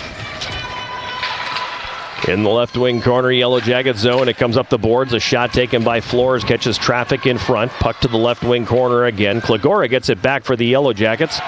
Moves it up the right side for Gustafson, and she'll send it into the St. Benedict zone. Addison Fee giving chase. She ties up and gets knocked down on the play by Salscheider. Clearing attempt held in by Steiner, right point. She takes a long shot, and a glove save made by Knutson. She'll squeeze that. And we'll get a face-off coming here in the St. Benedict zone this time. 18:47 remaining here in period number 2. Yellow Jackets and St. Benedict scoreless. And that first period we talked about, John, off air. Not a lot of whistles, no penalties, so it was a good flow in that first 20 minutes. Went by pretty quickly. We'll see if that trend continues here. In the neutral zone, Roski's got it for the Yellow Jackets. That pass is going to be broken up and back the other way. Presley Kramer.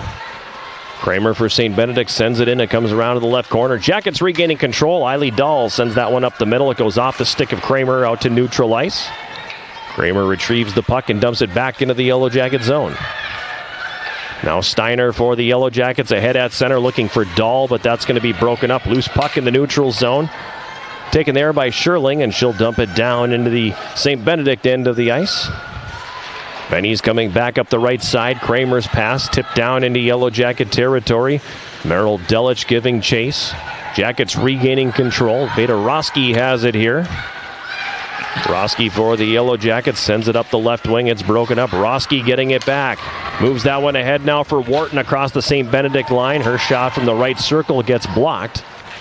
Control regained by Bailey Vesper now for St. Benedict. It's passed into the middle. Now back to Vesper on the left wing. She crosses the Yellow Jacket line, carries to the corner, centering pass. Puck redirected in front. Ends up in the right corner now, and it's controlled by the Yellow Jackets' Maya Anderson. Anderson sends that one around behind the Yellow Jacket net. Now it comes back down behind the goal. Yellow Jackets able to retrieve here, and Bugas has it and sends it ahead on the left wing. Wharton picks it up for the Yellow Jackets and dumps it in. Line change commencing for the team in the gold sweaters. Wharton chases the puck down. It's in the right wing corner. Pops up in the air and comes down. Klagora centering pass out front for Fee. The shot on the doorstep. And Knutson was equal to the task, making the save and covering before the rebound was there. Best opportunity of the hockey game for the Yellow Jackets, courtesy of Addison Fee. Talking about being in the house, John, that was in the house. Addison Fee on the one-timer. That was in the kitchen, man. Yeah, that was right out, point-blank range. Nice save by Knutson. And Fee still looking for that first goal, John. But, boy, that was a pretty good opportunity right there for the freshman. Puck behind the St. Benedict goal now. Passed up on the right wing. Jackets able to break that up. Klagora, who made that centering pass to Fee, has it on the left wing boards. It comes back behind the goal. Tipped up for Pelton Bice on the left wing, but that's not going to come out of the zone. Pelton Bice for St. Benedict gets it back. She'll carry to center across the red line.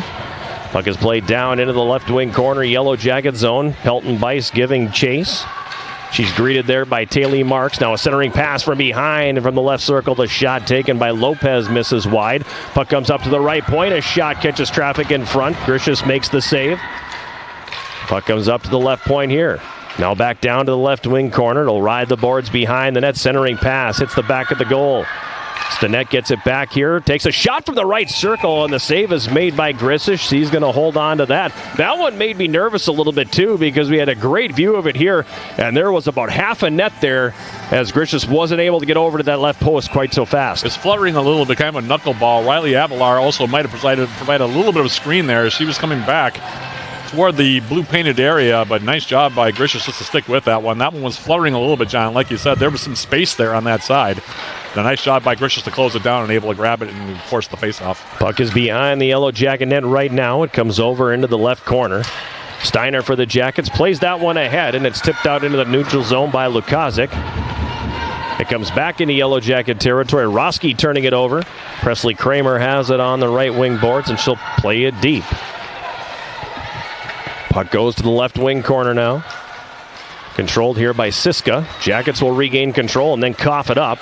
Puck loose in front of the St. Benedict bench, and that's going to be driven back down behind the net. Roski picks it up and flips it on the left wing out into the neutral zone. That's going to get up on end and come all the way down.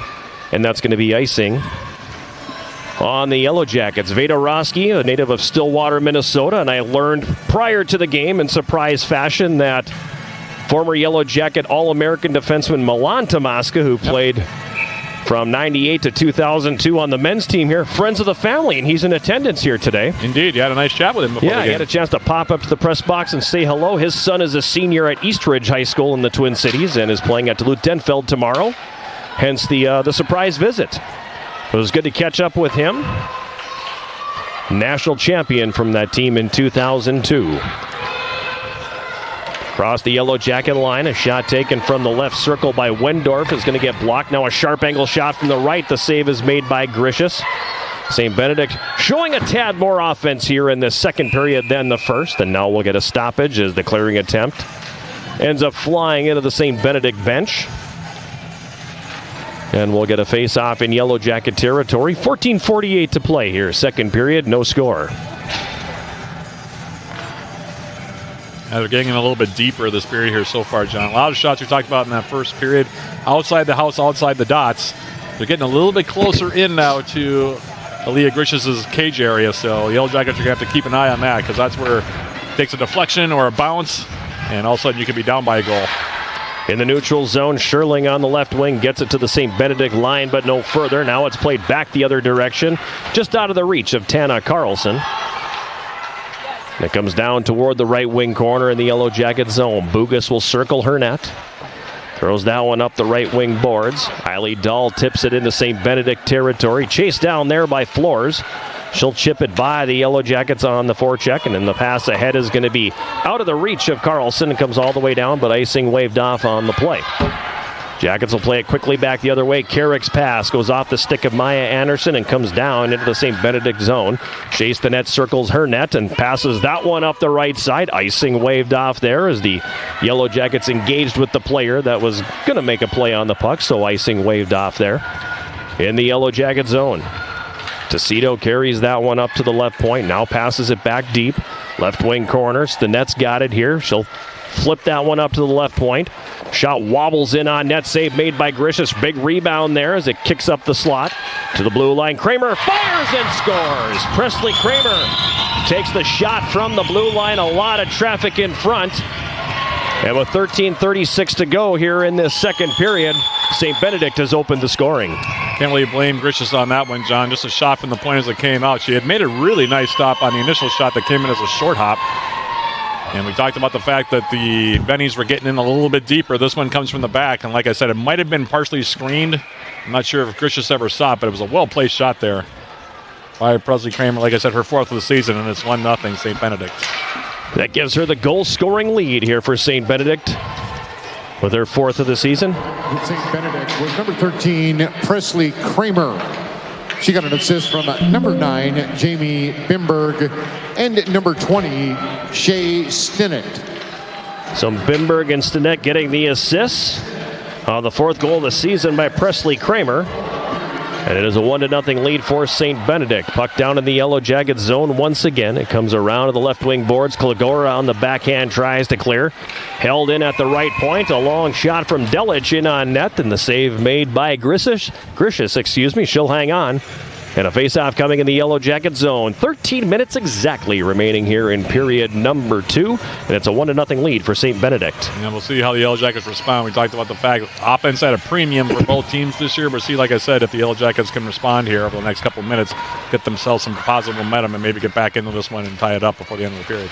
Yellow Jackets control but fail to clear it out of their zone. Now it's loose in the right circle. Taylor Marks will sweep that one away from trouble. The puck loose behind the Yellow Jacket net once again. Comes to the right wing corner, controlled there by Stinnett. She takes a shot from the right circle that hits traffic in front. Flores regains control and it's played back down behind the Yellow Jacket net. Chloe Lewis gets knocked down. Puck was underneath her for a moment, but now Stinnett outmuscles the Yellow Jacket at the right side of the goal. Now one goes right through the goal mouth. Now Flores from the left point takes a shot. That one gets blocked. It's going to come all the way down, and Knutson out of her net sweeps that one away from the on-rushing Eiley Dahl, and the puck out to neutral, and we're going to have our first penalty of the evening called here on the Yellow Jackets. I believe it's going to be Anna Scherling going to the box, and it's going to be a power play for St. Benedict.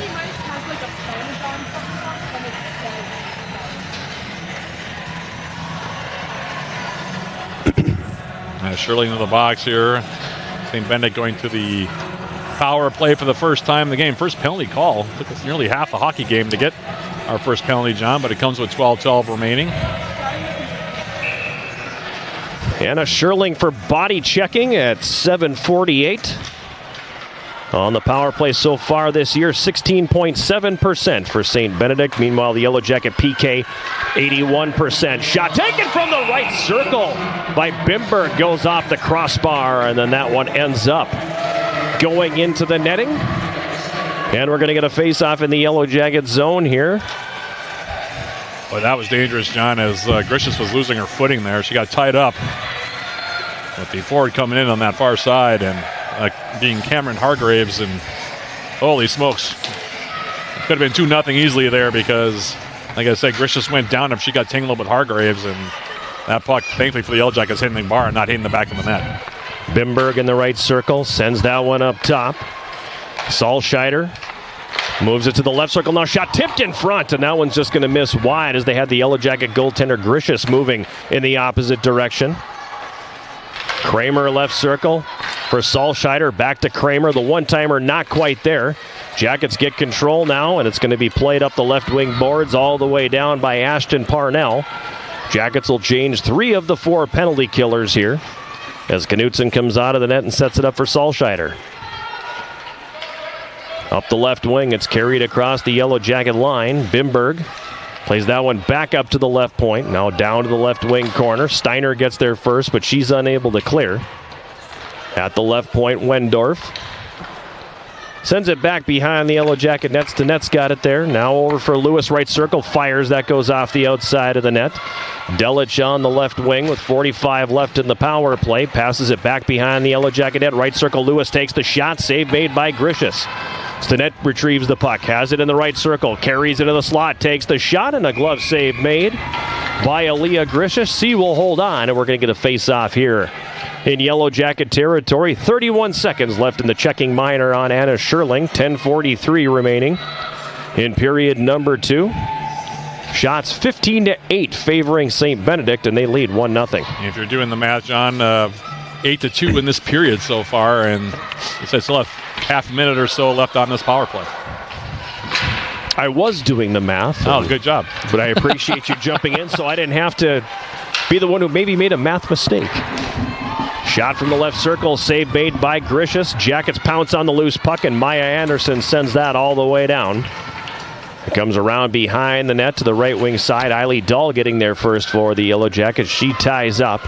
Puck played ahead on the left wing by Wendorf. Final seconds are going to tick off the clock. And the Yellow Jackets back to 5 skaters apiece here. It's just over 10 minutes to play in this second period. 1-0 St. Benedict. Siska in the right wing corner. Passes it behind the Yellow Jacket net. The bulk of the play in the offensive zone in this second period here for St. Benedict. Now a shot comes in from the right side. Save Grishus. Jackets back the other way. Lukazik from the left wing takes a shot from a sharp angle that misses wide of the net. Jackets overskate the puck and it comes back the other direction quickly. Up the right side, this is Juszczyk. She carries down on the right wing behind the Yellow Jacket net. Sends it around the boards. Juszczyk gets it back. She's got a left circle. Nice move. Takes the shot and that one catches traffic in front and goes over the top of the net. Shooting gallery in front of Aaliyah Grishus right now in the Yellow Jacket zone. Loose puck taken here by Kovala now for the Yellow Jackets. Kasia Kovala across the St. Benedict line. Her pass broken up. Clearing attempt held in at the right point. A long shot by Carrick is going to be blocked, and Karam back out into the neutral zone. Juszczyk's got it. She'll send a long shot in from outside the Yellow Jacket blue line that misses wide. Along the end board behind the Yellow Jacket net now. Hargraves has it. Pokes it away from the defense. She gets it back left wing corner. Cameron Hargraves has it here. Moves it behind the goal, out of the reach of Greer Hardacre. Jackets finally get control back in their own zone. This is Fee. She'll flip that out to neutral. Out of the reach of Gustafson. The puck bounces behind her, but she easily wins the race to the puck. Tries to center from the right side. It hits the outside of the cage. Clearing attempt held in at the left point. Roski with a shot that's going to miss wide. Gustafson from the right wing, a shot that's going to miss wide as well. Now it's controlled behind the net. Out of the reach of Addison Fee. It comes around right wing corner. St. Benedict regaining control, but they can't clear it out as Klagora holds the zone. Only momentarily, however. And that's going to be played back the other direction, down behind the Yellow Jacket net. Steiner's got it there, leaving it for Roski. As we pass the 12-minute mark of this second period, 1-0 St. Benedict. Puck is played ahead on the left wing. It's going to come all the way down, and that's going to result in icing on the Yellow Jackets. You can see that the Bennies have made some adjustments in between periods. The way the second period has gone here, John. They've been able to get in a lot deeper right now, a lot more jump in their step. And Grishus has made a series of nice saves, but the Jackets have been really scrambling in this period in their own end of the ice, trying to get out of harm's way there. And they've been by and large pinned in their own end for the bulk of the first 12 minutes here. From center, a long shot by Gustafson, steered away by Knutson. The loose puck behind the net. Controlled here by Delic. Now she'll leave it for Wendorf, who starts it up the left wing. Played ahead at center, and Stinnett dumps it down into Yellow Jacket territory. Steiner behind the net, pokes it around the left wing. That's not going to come out. Delic from the angle takes a shot that hits the outside of the net. Delic gets it back right circle, throws that in front. It goes off a stick just at the top of the goal crease, and that's kicked away by Grishus. Now it's controlled by the Yellow Jackets. Again, Steiner tries to skate it out of the zone, but it's poked off her stick and comes back down behind the net. Riley Avalar there for the Yellow Jackets. Throws that one ahead, out of the reach of Addison Fee, and comes all the way down. And that will be icing, and the faceoff once again back down in Yellow Jacket territory. 7:02 to play second period, 1-0 St. Benedict. And I've been the story of the second 20 minutes here so far, John. We're almost 13 minutes into it now, and the Jackets so far in this period do have 5 shots. But St. Benedict has really turned up the heat here. Now shooting the Yellow Jackets now 11-5 in the frame, and at the long goal. It helps when you're in the offensive zone, but they are making a concerted effort to shoot the puck more. They are indeed, and they're really pinning the Yellow Jackets in deep. There's been several icings where the Jackets have just been trying to relieve pressure, not really building anything out of the back. Shot comes in from the left circle, tipped in front, and it's a glove save made by Grishus. She'll hang on, and we're going to get a face-off here in the Yellow Jacket zone. Hey, Matt. Hey, what? Do you know that you can get the same gear that the Yellow Jackets wear by visiting the Yellow Jacket Sideline store? I did. Tell me more about it, though. Okay, I will do that. Browse the latest styles of Yellow Jacket gear, including shirts, shorts, sweatshirts, outerwear, and more. Stuff like coffee mugs, keychains, stickers. And other things, too. Yeah, and all the other things that you can wear and put on your coffee cups and your water bottles and laptop computers, if that's your thing. Visit the Yellow Jacket Sideline store at uwsyellowjackets.com/shop. I personally don't need to because 2/3 of my closet is Yellow Jacket apparel. I have a lot of Yellow Jacket apparel as well after all these years. My wife looks at the closet and just goes, "Are you kidding me, man?" I'm like, well, they give me gear. What am I supposed to do? Turn it down? My mom actually complained about it because I have a lot of athletic wear from 2 schools that I broadcast for, and I don't have a lot of anything else. So fine. It's become sort of a thing, though, for my sister and my brother-in-law around this time of year, the holidays. Yep. To buy me like nice sweaters and jackets that don't have logos on them, because I've got a lot of jackets that have logos on them, as I know you do too.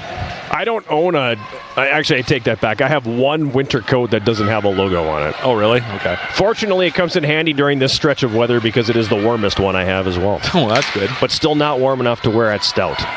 Puck is down behind the St. Benedict net right now. It's played up the right wing by Flores. Doesn't come out of the zone. Olenek with a shot left point. That catches traffic in front.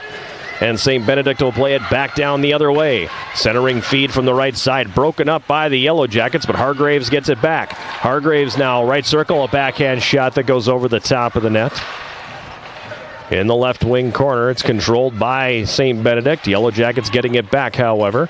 Sherling wraps that around the right side. That's not going to leave the zone. Jackets regain control once again. And it's going to be carried by Jalen Wharton out to the neutral zone, but she loses control, and it's dumped back into Yellow Jacket territory. Now Bugas on the backhand. Rink-wide feed for Olenek. She'll send it into the St. Benedict zone. Jackets will change personnel. 5.5 minutes to play in the second period. 1-0 St. Benedict. Fedorowski from the red line flips it into the St. Benedict zone. It's chased down there by Kramer. The goal scorer here for St. Benedict in this second period. Passes it behind the net. Jackets able to force the turnover. Anderson feeds it off for Parnell with a shot. She scores!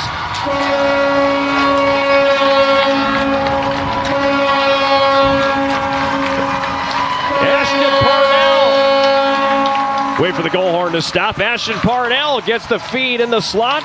Takes the wrister from between the circles and beats Knutson low glove side to tie the game.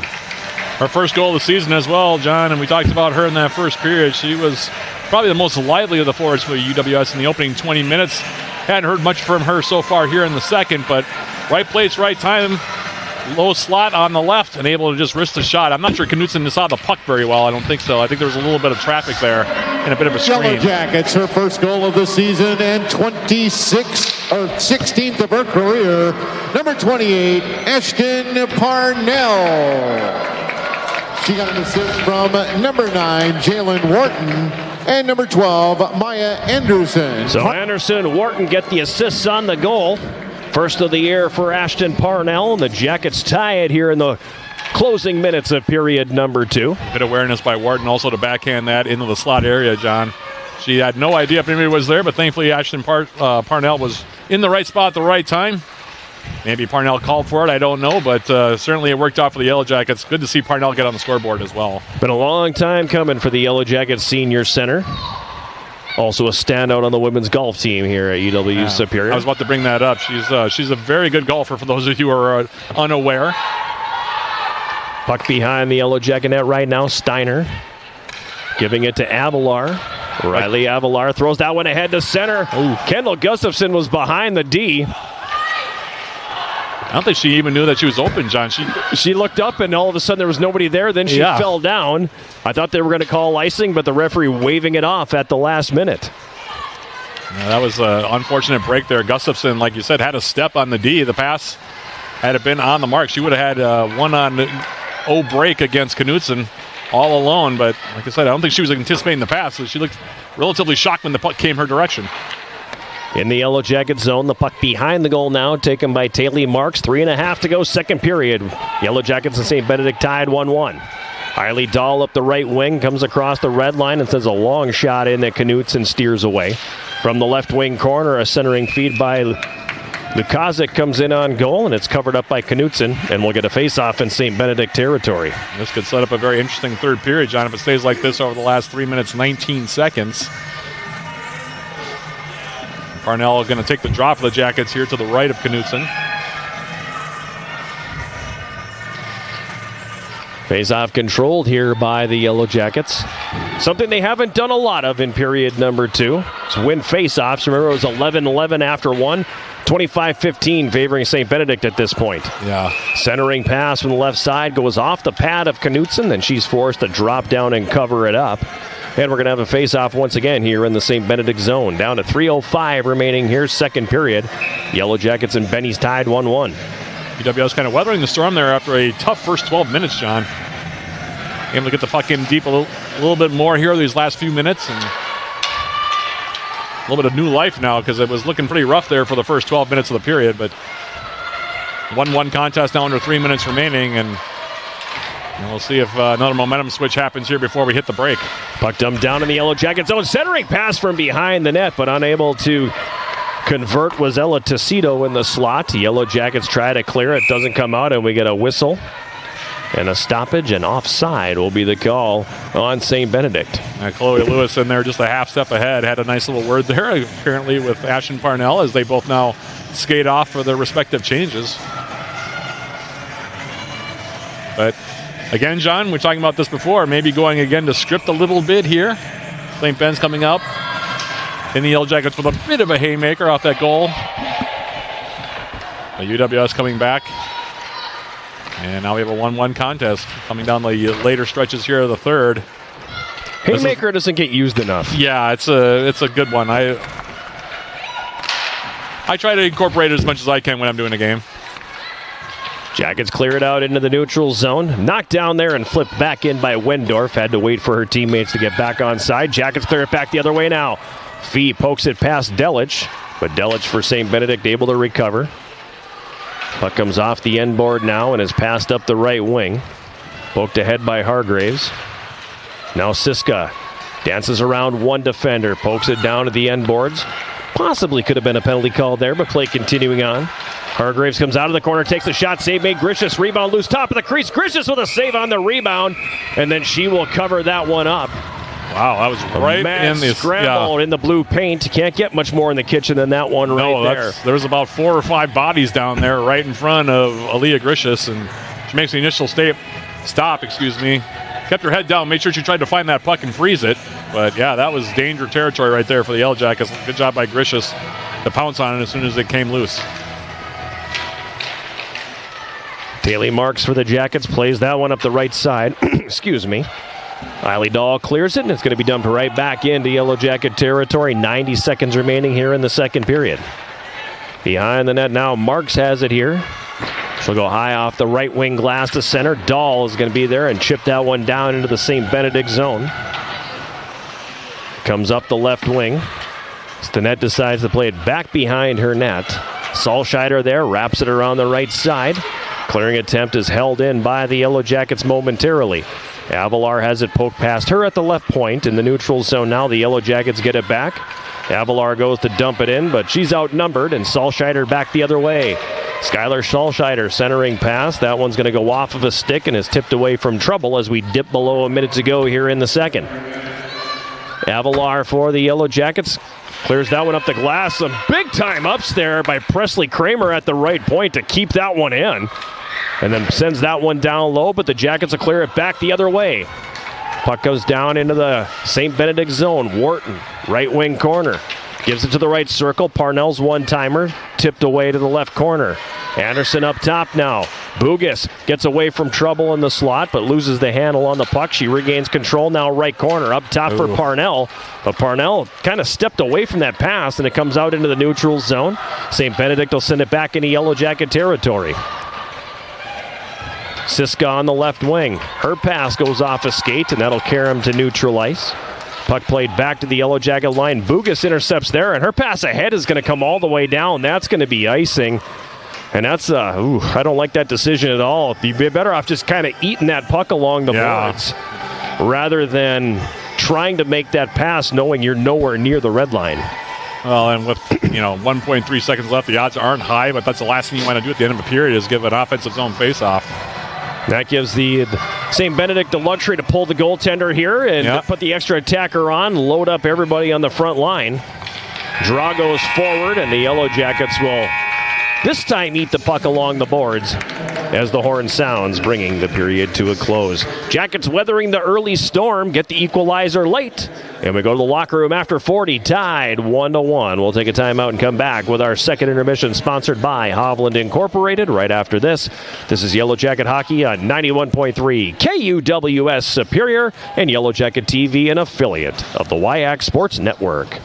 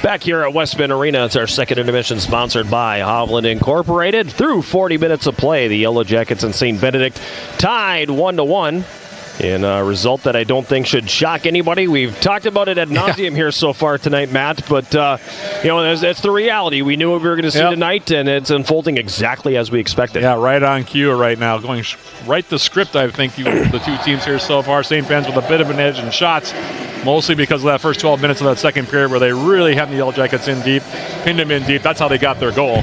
But all in all, I think it's about where we were expected it after 40 minutes. Scoreless battle after one period of play. Shots very even at 7-6 after the first period. Second period, St. Benedict put the foot on the gas for the first dozen minutes or so. They had the Yellow Jackets kind of reeling in their own zone for the most part. Controlled the play in every aspect. We're winning face-offs, drew the only penalty. We're getting shots on net. Yellow Jackets were able to kind of weather that and get the equalizer a little bit later, but very tense minutes in the beginning part of that period. Absolutely. The puck was in deep a lot. The Yellow Jackets were scrambling quite a bit in that first 12 minutes, and at that point when it was 1-0 and they were still pressuring, I thought this could really turn upside down and pear-shaped pretty quick if the Yellow Jackets don't respond in kind. Unfortunately, the Yellow Jackets did, as we talked about during the period, but Presley Kramer with the game's first goal, her fourth of the season. You talked about the team leader now for the Bennies this year, and it was a well-earned goal. I can't say that St. Ben's didn't earn the goal. It was one of those situations. The initial shot actually came in and short-hopped Aaliyah Grisha. She made the save on it, but she had tons of traffic out in front. I would imagine on the shot from the blue line, which is where Kramer scored from, she probably didn't have a very good view of that puck. It was in the back of the net, I think, before Grisha even knew what had happened. And like you said, her fourth of the season. Well-placed shot, too, by the way. Had plenty of steam on it. And lower corner, Grisha just couldn't quite get that left pad out in time to make the stop, and it was 1-0. Yeah, and you're dealing with a goaltender that's 5'4". Yep. And isn't necessarily going to have the easiest time seeing around some traffic. Yeah. And at the same time, making her first collegiate start, there's going to be some jitters in there, and you're getting the feel for game action in this building and everything. And how do you play your angles? How do you see the puck and everything? So She's played well so far. She's played very, very well so far. She's been the best player on the ice, in my opinion, but... it's one of those things. That was a good goal. Yep. That was a good goal, and it was Kramer's fourth. Jamie Bimberg and Shea Stinnett had the assist. That made it 1-0. The media timeout came, and I feel like that's kind of when the Yellow Jackets took a deep breath, settled things down. They were better from there on out. Yeah, I mean, the Yellow Jackets got out of the media timeout, came with about 6.5 left in the period. And like I said, I think Brie Simon had a little bit of an opportunity to calm her team down a little bit because they've been really scrambling, trying to get out of their own zone. There have been several icings in there, too. No doubters with the Yellow Jackets were just trying to relieve the pressure that the Bennies were putting on, and the Yellow Jackets came back, able to finally get the tying goal later on in that period. Really nice pass by Jalen Morton. She was really kind of the architect of the goal, this tying goal for the Yellow Jackets. As if you're watching on Yellow Jacket TV, you just saw the replay of the goal by Presley Kramer. But the Yellow Jackets able to get the tying goal from Ashton Parnell, the senior, getting her first goal of the season from Jalen Wharton and Maya Anderson at 14:41. This is the replay on it. Really nice backhand pass there by Wharton to find the low slot. And there was Ashton Parnell, who I thought had been the Yellow Jackets' best forward in the first period. Hadn't done much in the second, but the senior comes in and is able to wrist it home, and we're tied up 1 apiece.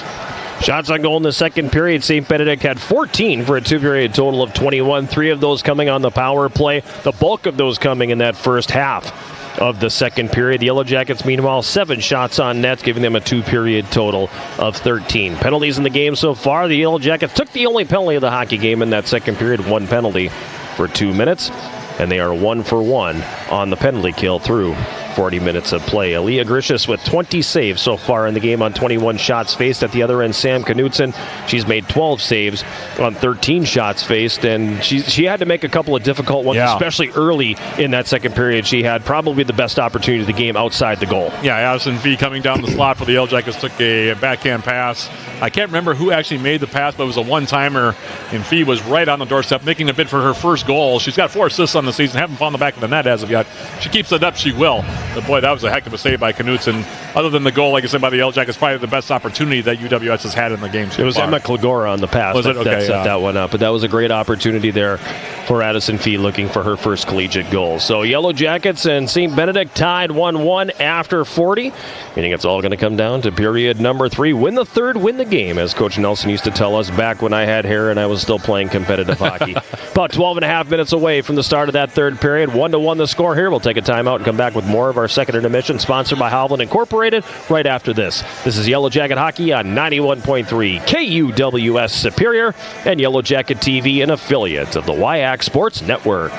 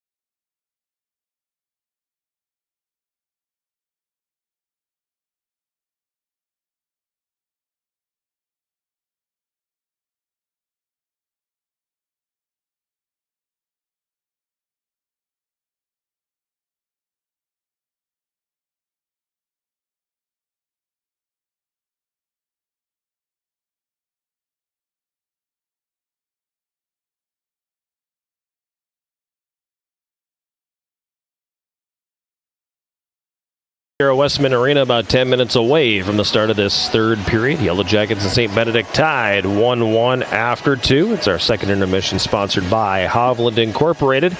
Kind of a full slate of games here in the WIAC on the women's side of things. I think UW-Eau Claire, the only team not playing today. A couple of games already completed.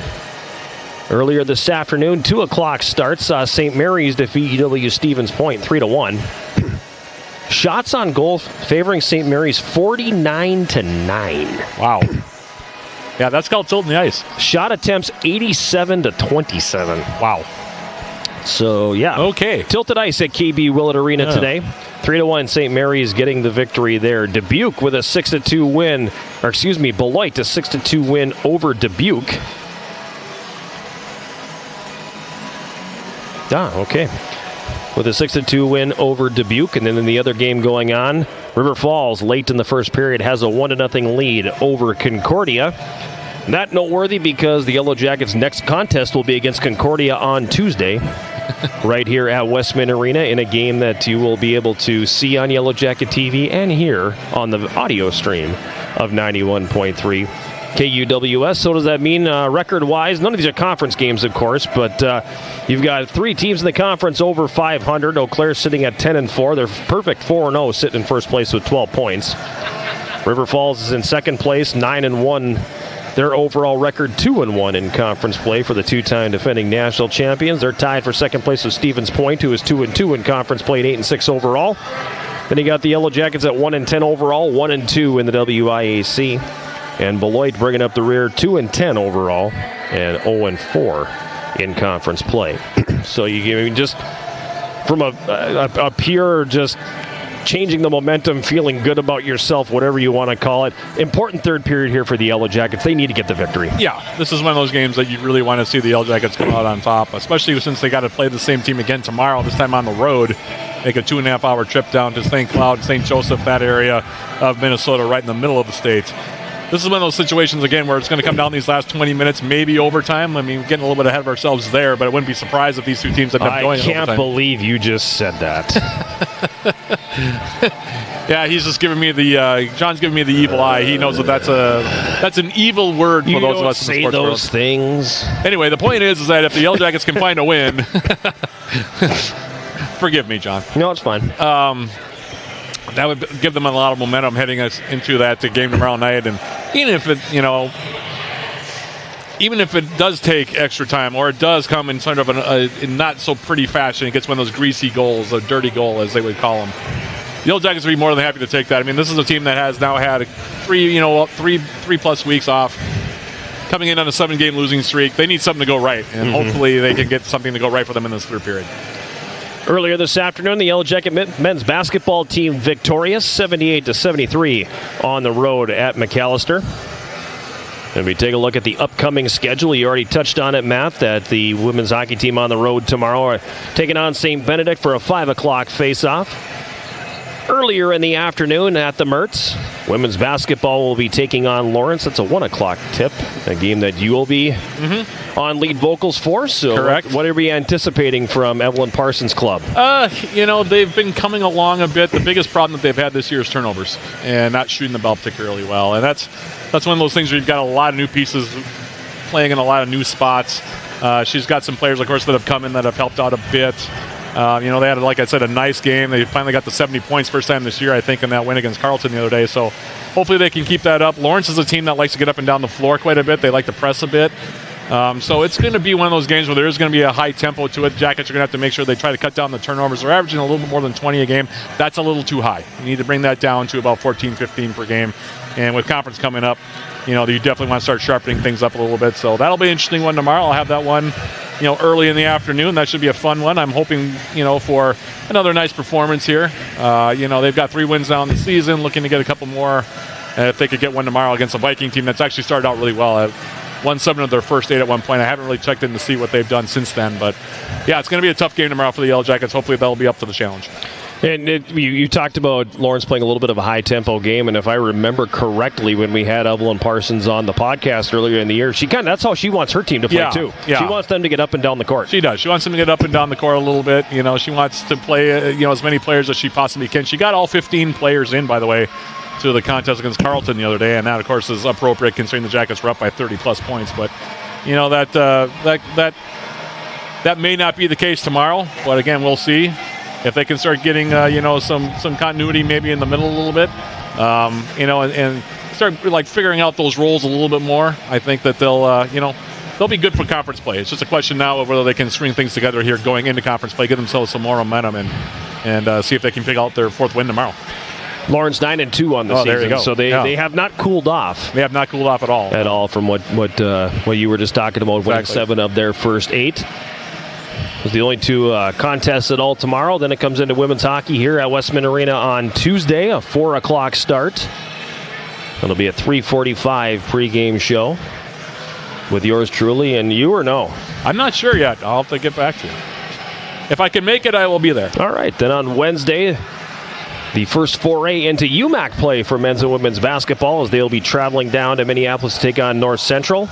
Women at 5:30, the men at 7:15. I hate the UMAC still does that hour and 45 minute it's such a thing. weird It's so setup. strange. And it's Well, the coaches vote on it. This is a decision by the conference coaches, never, and it doesn't ever work out. No.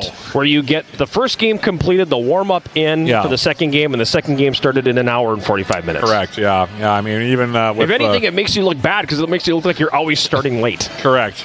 They don't do it for any other sport that way, by the way. In the UMAC, they only do it for basketball. All the others are 2 hours apart. Yep. And like I said, I'm not quite sure why that sport decided that they're going to do that on both sides, but like I said, this is a conference coach's decision. It's been several years, so despite my protests when I was in athletic communications saying, can we please just go back to 2 hours? Yes. It's goofy on your schedule. It You're is. punching the games in. You can't just pick the increment. You got to add that. Yeah. Well, it throws me for a loop as well. I'm not used to starting games on the quarter hour. Exactly. Yeah, so it's a very, it's a strange way to do it for sure. I mean, I don't know what's wrong with 2 and 4. I don't either. I really versus 2:30 and 4:15 or whatever it's going to be. It's actually usually 3 and 4:45 on Saturdays. Right. So I'm not sure what the explanation is there, but you know what? I've quit trying to figure it out. I just go with the flow. Go with it. Yeah, just go with it. So that's again Wednesday the 7th of January, 5:30 for the women, 7:15 for the men at North Central, and sandwiched in between them will be the 2026 debut of the men's hockey team here at Westman Arena as they will take on Beloit. A 7 o'clock face-off, the 6:30 pregame show in that one. Because it's going to be a furious stretch for the men's hockey team because they're home Wednesday, they're on the road Friday, they're on the road Saturday, and then they're back home on Wednesday. Well, thankfully the boys got a lot of rest here over the last few weeks because there's going to be a lot of traveling around here coming up. Yeah, because you're going to Concordia, and that's not a fun road trip for anybody. It's a long trip. There's no good way to get there from here. And it's a building that's tough to play in. I mean, it's a place that's given the Jackets fits over the years. I think 2 years ago they got shut out there 4-0, giving up 4 in the third period. Wow. Yeah. Scoreless through 2, and it wasn't... it was not a pretty sight in that third period, yeah. It was not, and that was not an enjoyable broadcast and not an enjoyable bus trip home. Oh, no. That's... and, of course, you're going across basically the middle of the state of Minnesota. Yep. Got to take the Moore exit to get there, which takes 2.5 hours just to get to St. Cloud, and then you still have another... What is it, about 100 miles or so? If you go that direction, because if you take, because that's taking 23 across. Yes, 23 if you go on 35. Yeah, so that's taking 23 Would you across. take 2 instead? But if you take 2, you're going up to Grand Forks and then kicking down, and that's going to be that's a 5.5 hour drive there. Or if you take Highway 210, you're going to go across into Brainerd, then through Detroit Lakes. And down that way, so it's it's like Platteville was in the WIAC. 6 of one, half a dozen of another. No good way to get there. Yep, that was how we felt about Platteville on basketball broadcast once upon a time when we were in the WIAC. It was my least favorite trips of the year because, like I said, there was no good way to get there. Over my time, we took trips all the way down the Mississippi River Valley, which took about 7 or 8 hours, and then we would go through Madison, and it was another 7 or 8 hours. I think it all depends on your bus driver. Yeah. And it all depends what their GPS says is the fastest route. Correct. So yes. I don't know. It's not fast either way, so it's going to be slow. And like you said, hopefully they'll have some momentum after playing Beloit on Wednesday before they have to make that trip over to Concordia because, like you said, that's a long trip. It's a long one. At any rate, That's neither here nor there, because what is here is the third period, which is underway with the Yellow Jackets, who are attacking left to right, winning the opening faceoff. Kendall Gustafson forcing the turnover at the St. Benedict blue line. I almost said Concordia because I have the Cobbers on the brain right now following that conversation. Puck comes down behind the St. Benedict goal. Scooping it up there and starting up ice is Wendorf. Wendorf for St. Benedict to center. She crosses the red and cuts to the middle now. Stickendall's across the line. A shot. The save is made by Gricius. Taylor Marks behind her goal now. Ahead on the left wing where Addison Fee picks it up and she skates to center. It's poked off her stick at the red line and comes back to the St. Benedict blue. Now they will come back the other direction with Wendorf. Long shot from her. Save is made by Gricius. It pops right up in the air. She had no idea where it was, and then that puck bounces away. Jackets able to move it and clear. Fee's pass intended for Eiley Dahl is intercepted at center. Vesper for St. Benedict will send it to the left wing corner. Puck is tied up along the boards. Jackets are able to work that one loose. Puck flips into the left circle now. A shot taken, and it bounces in toward the goal, and it's going to be trapped up against the side of the net by Aaliyah Gricius, and we're going to get a face-off in the Yellow Jacket zone. Ooh, we were talking about bounces, John. That was nearly a bounce right there. No, it definitely was a bounce. Yeah, it definitely was a bounce. It wouldn't have gotten the Jackets' favor had it gone in the back of the goal, but those are the kind of differences between winning and losing sometimes, and that's what we're going to be looking for in this third period. Eiley Dahl sends that one ahead on the right wing and gives chase. She catches up to it, tried to center, but it was swept off her stick by Sulscheider. Now Avery Olenek for the Jackets on the left wing. Wanted to drive that one deep. The puck kicks up in the air. Nobody could find it. Nobody could really find it for a second or two, and it's going to be St. Benedict coming away with it here now. It's tipped into the Yellow Jacket zone by Juszczyk. Georgia Juszczyk giving chase. Yellow Jackets regaining control, but unable to handle it there was Sherling. Left wing corner now, Siska's got it. Siska passes it up the board for Hargreaves. Now it comes back down behind the Yellow Jacket net. Roski's got it there. Veda Roski pushes it around the boards. Tried to clear it up on the left wing. That's not going to leave the zone. Tied up on the right wing half board in Yellow Jacket territory. Up to the right point. It hops off the stick of Presley Kramer and comes to neutral ice. Puck dumped back into the Yellow Jacket zone. It's on net, and Gricius decides to just make the safe play, drop down and cover it up. And we're going to get a face-off here in the Yellow Jacket zone. 17:53 remaining here in this third period. Yellow Jackets and St. Benedict tied 1-1. I'd imagine both goalkeepers at this point are going to try to freeze the puck as much as possible, John, especially if it's bouncing around anywhere near the blue paint. So wouldn't be surprised if there are quite a bit more face-offs here in this third period than we saw in the first two. This face-off will be to the left of Gricius. Ashton Parnell stepping in to take it and win it for the Yellow Jackets. Puck is played ahead now as Wharton carries it to center. Wharton across the red line, and she'll send it in. It comes around behind the St. Benedict net to the left wing side. Maya Anderson gets there, takes a sharp angle shot that's sticked away by Knutson. Now Anderson behind the net, centering attempt. Tried to find Parnell in front, but it was poked away from her. Anderson gets it back. She carries behind the net, passes that one out front. It comes to Parnell. Left circle, a shot, and the save is made by Knutson. And now back the other way. This is Tecido. She carries up the right wing and chips it into the Yellow Jacket zone. Chasing it down is Carrick. On the left wing boards, Parnell to clear, not out. St. Benedict pushes it back to the right corner. Siska's got it there for the Bennies. She's knocked off her skates by Carrick. Loose puck pops into the Yellow Jacket slot. The shot taken there. It's blocked. Coming out with the left wing side. It's poked off the stick of Vesper.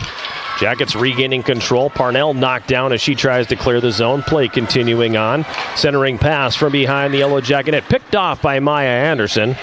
And she will relieve the pressure and send that the distance. And icing is going to be the call.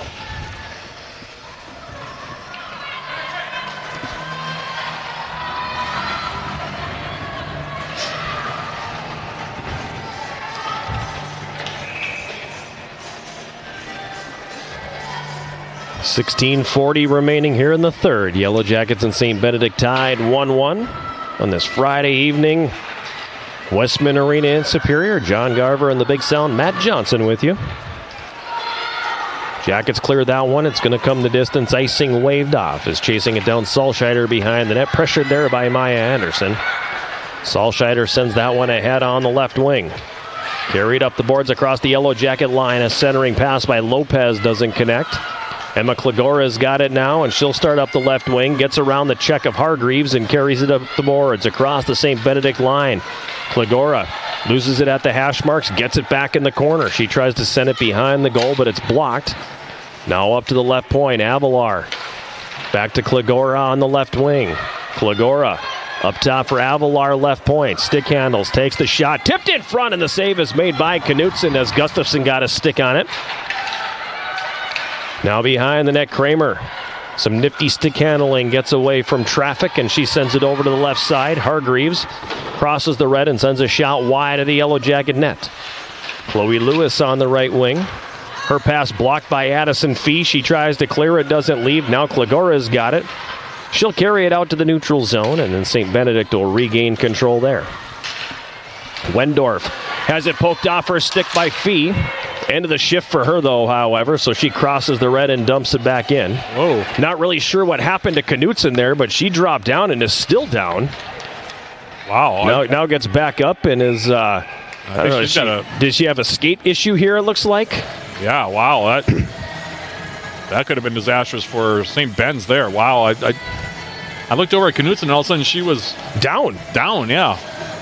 And it looks like she's having an equipment problem, and she lose a blade? I don't know if she lost a skate blade or... I mean, there's nobody scrambling to find a blade. No, and... I wonder if her strap came undone and then it's underneath the skate, so you're tripping around a little bit? But yeah, she completely lost her footing and went down, and it was outside the crease for that matter, John. She was out. And they're going to have to make a goalie change here.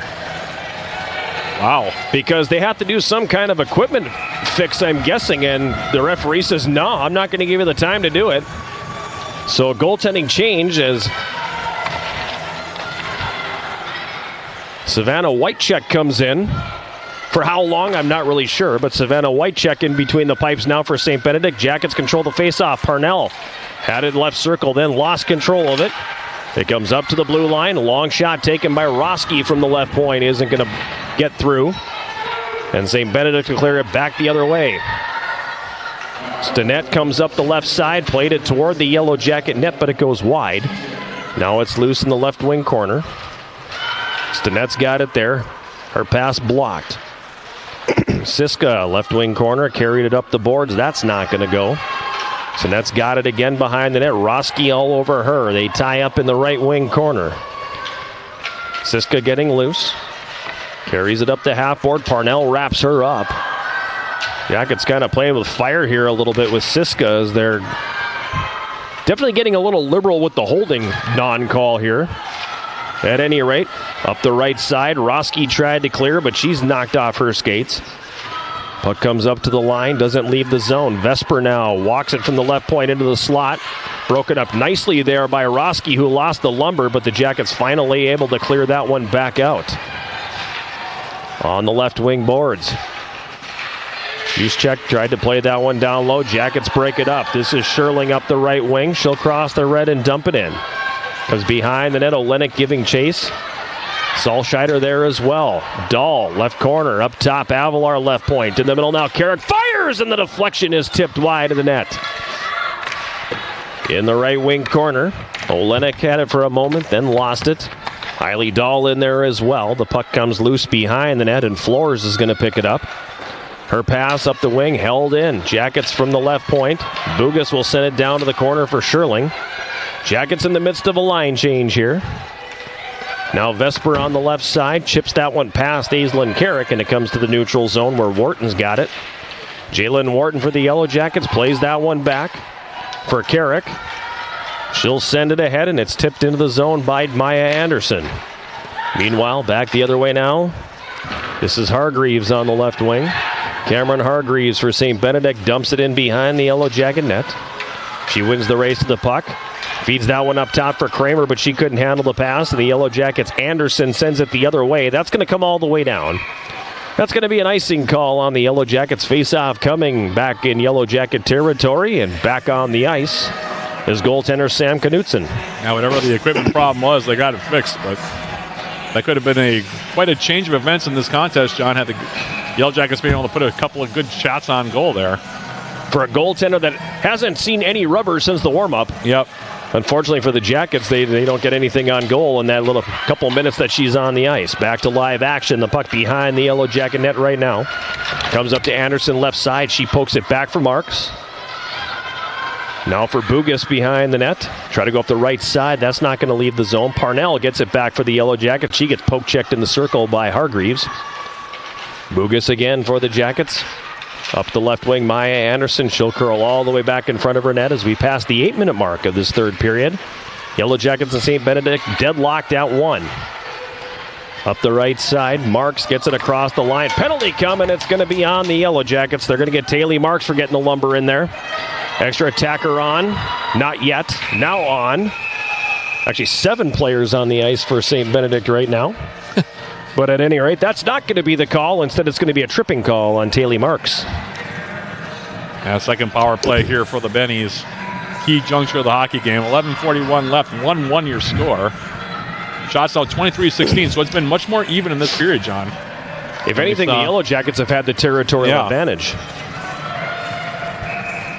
So again, this is a big possible momentum shift. It'll be key for the Yellow Jackets to try to kill this off and then see if they can build on a little bit of momentum that they've had here so far early in the third.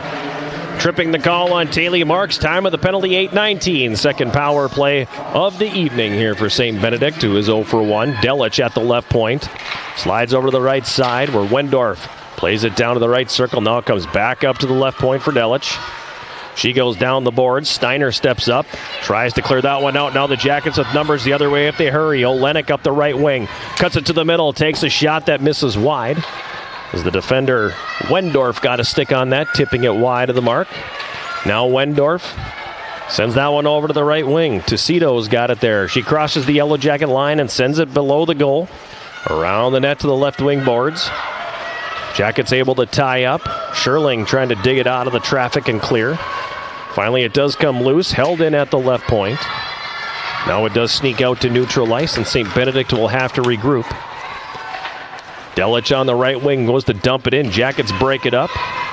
And Vader-Roski goes to clear, but that one's knocked down. It comes to neutral ice once again. Roski for Maya Anderson. She can't get that one back to the St. Benedict side of center. And it's played back down into the right wing corner. 45 seconds to go on the minor penalty to Taylor Marks as it comes up top to the blue line. Solscheider gives it over to Delich, right point. She fires and she scores. Merrill Delich with the wrist shot from the right point. Beats Grishus with a lot of traffic in front. It's a power play goal, and St. Benedict is back in front. Yeah, similar to the first goal they scored. That one coming across to the far side on the blue line. Another well-placed shot that time. For Delich, that's her third goal of the season. Still the leader in points here for the Bennies after that goal, and that's tough for the Yellow Jackets. You get the tripping call after you've played pretty well at the start of the period. And then with a lot of traffic in front of Aaliyah Grishus, it's a shot that goes top shelf over the top right arm there of Aaliyah Grishus. Delich gives the Bennies a 2-1 lead with her third goal of the season. Like I said, tough break for the Yellow Jackets. Now we get a stoppage in play here. A tripping penalty is coming. This one's going to be on St. Benedict, and the Yellow Jackets are going to go to the power play for the first time. Well, there you get your chance now to come back, John. We'll see what the Yellow Jackets have in the tank here. 10:07 remaining, third period, 2-1. So St. Ben's takes the lead on their power play. We'll see if the Yellow Jackets, their first opportunity of the game. Power play sponsored by Superior Water, Light, and Power. Clean, reliable, Superior. That's SWLP. Yellow Jacket power play on the season.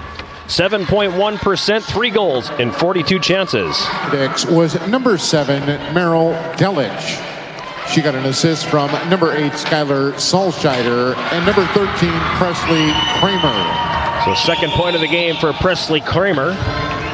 Jackets in the midst of the power play. Puck sent all the way down. They will have to regroup. From behind the net, Parnell picks up speed through center. Loses the handle on the puck, so the Jackets regroup to their own line where Marks has it. Backs it up for Avalar. Riley Avalar leaving it for Sherling on the left wing boards. Rink wide feed to the right now for Marks. Taylor Marks dumps it down into the St. Benedict zone. Olenek in the right corner. Up top right point for Bugas. Saucer pass over now, left circle, Parnell. Parnell carries to the high slot, fires, that hits traffic in front. Good job boxing out there by the St. Benedict defense. They'll fire it all the way down. Yellow Jackets will regroup with a minute to go in the power play. 9 minutes to play here, third period. St. Benedict with a 2-1 lead. Taylor Marks now carries it ahead. Gives it for Gustafson on the right wing. Top scorer for the Yellow Jackets has been relatively quiet here this evening. Yeah, I haven't heard much from Kendall Gustafson thus far. 5 goals, 2 assists coming in. Good to see her got in the end of one here. Still have 33 seconds left of power play time, but yeah, she's had a quiet evening so far, John. Like I said, I'd like to see her get a couple more opportunities here before the game is out. In the neutral zone, Fee's got it for the Yellow Jackets. She'll back it up into Yellow Jacket territory now. Steiner gives it to Roski, who starts it ahead on the right. Now she cuts it to the middle. Roski across the red line into the St. Benedict zone, left circle. Veda Roski pulls up left corner. Up top, Gustafson takes the shot, hits traffic in front. Anderson in the left circle, Up top for Roski. Steiner, right circle, winds, fires, and the save made by Knutson as that one got through traffic. Knutson makes the save with the blocker. Penalized player back on, so the Jackets now 0 for 1 on the power play here. As from center, they send it back down into St. Benedict territory. Puck comes down into the Yellow Jacket zone now. Parnell giving chase, gets away from the forechecker, then coughs it up. A shot taken from the left circle, stick save made by Grishas. In the right wing corner, Yellow Jacket zone. The puck comes behind the net now. Steiner had it in her skates, but didn't know the puck was there. And it's controlled here by Siska. Siska taken down, play continuing on. That was a more egregious penalty than we've seen earlier, and they let that one go. Salscheider comes up their left side. Jackets break that one up. Loose puck scooped up here and taken back the other way by Kovala. Kasha Kovala for the Yellow Jackets dumps it into the St. Benedict zone. From the left corner, it comes up top left point. Avalar whiffs on the shot, but it gets through, and a stick save made by Knutson. As we pass the 13-minute mark of the third period, 2-1, St. Benedict's got the lead. On the right wing boards. Puck's taken here by Wharton, and she'll dump it in. Knutson out of the net. Sets it up. It's wrapped on the right side. Now rink wide feed to the left. Hargreaves dumps it into the Yellow Jacket zone. She's tied up on the hash marks. Eileen Dahl in to help out. As that puck is tied up along the kick plate. Finally, it's worked free. Lopez comes out with it for St. Benedict. She takes the shot left circle. That's going to miss up high. Klagora's got it for the Yellow Jackets. Behind her net, she's tied up. Taylor Marks picks up the loose puck. Goes off the left wing boards, but it's not going to leave the zone. Stinnett now carries it deep. Has the puck taken away from her. Yellow Jackets will have Marks send it up the right wing for Dahl, and she'll work it to neutral ice. Avery Olenek in to help out. She gets it on the backhand and dumps it in. Bimberg backs it up here for St. Benedict. Banks it off the wall behind the net. It comes up the right wing, and Kramer carries to center. The senior defenseman from Brooklyn Park, Minnesota, dumps it into the Yellow Jacket zone. Now Stinnett in the left wing corner. Gets away from Carrick. Klagora coming in. Ties it up along the end board. Now she's going to carry it. Tried to clear, but stick got in on her hands, and she loses the puck. Centering pass from below the goal line by Tocito is going to be broken up. Jackets regaining control. Klagora wraps that around the right wing boards. It comes to neutral ice, and Flores will dump it right back in. This unit's been on the ice for a while. The Jackets have been hemmed in their own zone here for the last couple of minutes. And we now dip under 5 minutes to play in the third period. 2-1 St. Benedict. Shot from a sharp angle. Save made by Grishas, and a penalty coming as they're going to get Emma Klagora for taking down a player in the slot. Horrible timing for the penalty, but not surprising considering how long the Jackets were having to defend. Yeah, we've seen a lot of that here tonight, John. Ever since that first period, the second and third period, we've seen extended stretches where the Bennies have had a lot of possession, a lot of time in the Yellow Jackets' defensive end of the ice. UWS just not able to either get an outlet pass or get off the ice, and you get a lot of tired legs, and that's when they start reaching and not moving their feet as well. And that's exactly what happened there. Emma Klagora going to the box, and now the third power play here for St. Benedict here tonight. Body checking the call on Klagora. Time of the penalty, 15:05. St. Benedict 1 for 2 on the power play thus far, and Steiner will send that down into St. Benedict territory. They will quickly regroup at their own blue line. It's carried here by Bimberg. She crosses the red and comes into the Yellow Jacket zone. Bimberg down to the right wing corner. Roski shadowing her. The puck comes back up to the right point. Stick handled there by Solscheider. She takes the shot, gets in on goal. The save made by Grishus, and then she'll cover. That one changing direction. I don't know if it hit an offensive player or a Yellow Jacket defender, but a nice save by Grishus to stay with it. In baseball, we would call that a changeup, John. That puck came in there. A little bit off speed and hockey ball. It's yeah, okay. It was a hockey ball, but that was an off speed delivery there from the blue line on this power play, and good job by Grishus not to overly commit on that one. They able to freeze it in her pads and draw the face off, but boy, that was dangerous. Right wing corner, Yellow Jacket zone. It comes up to the blue line now. Faking the shot there was Wendorf. Over now for Delic in the left circle. That's going to miss wide. Puck gets to the line, but it's held in nicely by Wendorf at the right point. Now it comes over to the left circle. Delic walks, fires, save made. Grishus, rebound loose left side of the net. And the Yellow Jacket freshman goaltender will drop down and cover it up.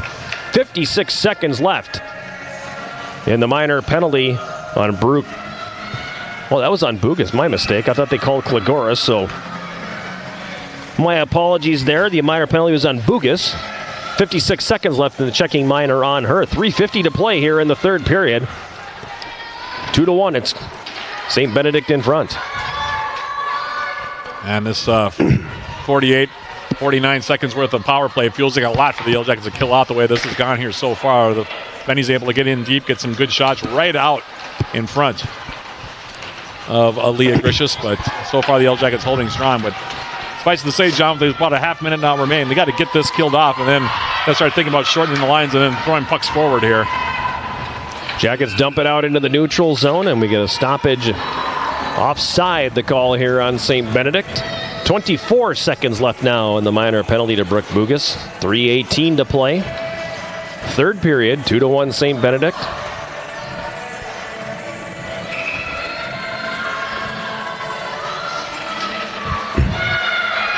Eight to 5, the shots on goal here in the third, favoring St. Benedict. Kramer on the left wing, passes it back. Bimberg's got it now. Over to Solscheider. Up the right wing boards for Hargreaves. She tips it in. Jackets go to clear. Hargreaves knocks it down. Under 3 minutes remaining here now. Third period. 2-1 St. Benedict. Penalized player back on. Solscheider right point takes the shot. That catches traffic in front and misses wide. Siska up top. Solscheider takes a shot. That's tipped. Comes right through the goal crease. Steiner there for the Yellow Jackets, and she'll play it ahead to center for Eiley Dahl. Dahl tips it into the offensive zone. Doesn't get it deep enough, however, and it's going to be played back to neutral ice. Taylor Marks for the Jackets, tried to dump it in. That gets knocked down, and Kramer is going to send it back behind the Yellow Jacket net. Line change in progress here for St. Benedict as it's moved ahead on the right wing, and Eiley Dahl sends it in. Grishus remaining in the net with 2:15 to play in the third. 2-1 St. Benedict leading. And she's showing no signs of coming out as of yet either, John. I'm wondering if when she's going to start looking toward the bench here if play continues. Puck is down behind the net. Olenek got it for the Jackets. She gets tied up. Sherling picks up the puck. Sherling in the left wing corner. Nifty stick handling, gets free in the slot, takes the shot. It's blocked. Grishus to the bench now. Extra attacker jumping on with just under 2 minutes remaining. And the puck will go off of a player and up into the bench. So we're going to get a face-off here with 1:51 remaining. And Grishus back to the ice here. We'll see if the Yellow Jackets use their timeout. I imagine they would, but it's an offensive zone face-off for the Jackets. It's not in the neutral zone, so I'm just kind of surprised that Grishus is back in the net here. And it looks like the Jackets will call the timeout, and I would hazard a guess that when they do break the huddle, it'll be 6-on-5 on the ice. Have you downloaded Swarm Central, the official rewards and loyalty app of the Yellow Jackets? Get started to receive 200 points just for registering, 200 more for downloading the app. Redeem the points for cool prizes in the Swarm Central store.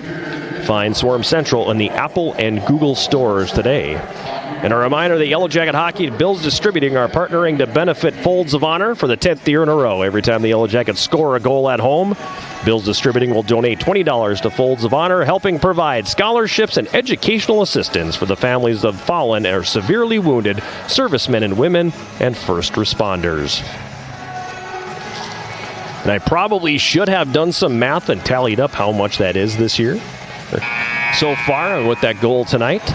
What I can tell you is over the lifetime of that partnership, you're looking at probably about $14,000 or $15,000 that the Yellow Jackets have helped raise for Folds of Honor, courtesy of now Bill's Distributing and previously Superior Beverages. So UWS coming out. Bridges is going to stay on the bench here after the timeout. Parnell going to take the draw, it looks like. B. Sherling. And the faceoff is won by St. Benedict. They clear up the left side, but Mark's able to hold it in. Good scrum going on along the right wing boards. Marks comes out with it, but then it's poke-checked off her stick. And it's going to be picked up by Tecito, who blows a tire. A couple fans throw the arms up going, now that was a non-contact trip there.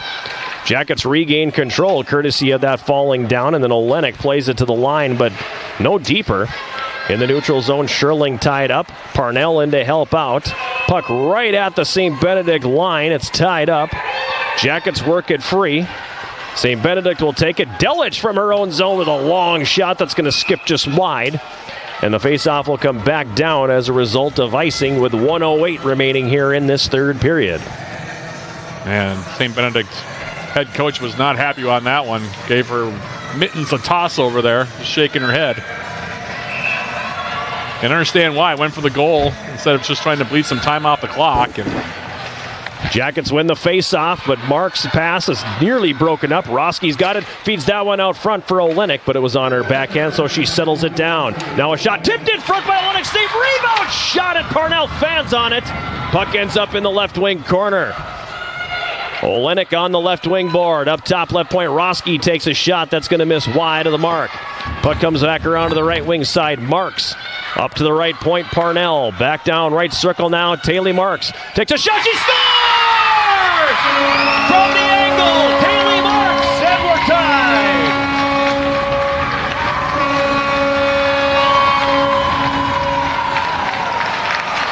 well, that's an example of why the St. Ben's bench was unhappy with that icing call, John.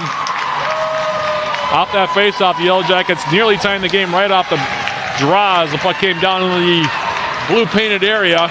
Knutson able to keep it out of the net on that occasion, but then Taylor Marks gets another shot at a very sharp angle near the boards on this right side and just fired it low past Knutson. Might have been 5-hole, I don't know. But either way, it's in the net, and we're tied up 2 apiece with 37.8 to go. Yeah, I'd want to see the replay on that, Matt, because a sharp angle shot, there was traffic. It was on the ice, so it either went 5-hole or somehow got through on the wide side. U.S. Yellow Jackets, her first goal of the season and fourth of their career. Number 11, Taylor Marks. She gets that goal unassisted. Marks unassisted. Unassisted goal for Taylor Marks. Jackets tie it up in the final minute of the third period. In the neutral zone now, this is Hargreaves. She crosses the red and dumps it in. Hargreaves left circle, has it poked off her stick by Klagora. Centering pass comes up the slot. They fan on the shot. It was Solscheider who got it between the circles. She whiffs on it and the horn sounds, bringing this one to a conclusion, the third period that is, because we are headed for overtime. A 2-minute break between the two teams. Shots, by the way, in regulation 29-21. And tied up at 2 apiece. It's going exactly the way we thought it would go, John. Talked about this in the beginning, that two teams that don't score a lot of goals. We're in a lot of goals scored, both of them with 2, and we go to overtime now. Jackets, I think, how many overtime games is this now for UWS? Is this their second? This is their second. The only one that they played in overtime was that 1-0 loss at St. Norbert, who was ranked number 7 at the time, as you had said earlier. And this is the third straight overtime game for St. Benedict. They've gotten kind of old hat at this. They played Bethel to a pair of 1-1 draws and then won the shootouts. The Yellow Jackets have not gotten to the shootout stage of any game yet so far this year. Maybe tonight, but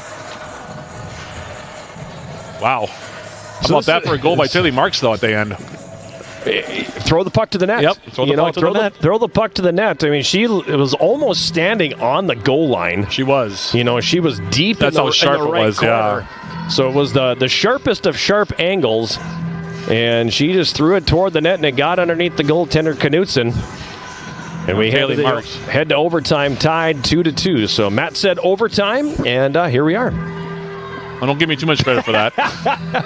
Anyway, it was a nice job by the Yellow Jackets after the St. Benedict Bennies went for the open net, and the Yellow Jackets taking advantage of the opportunity off the face-off.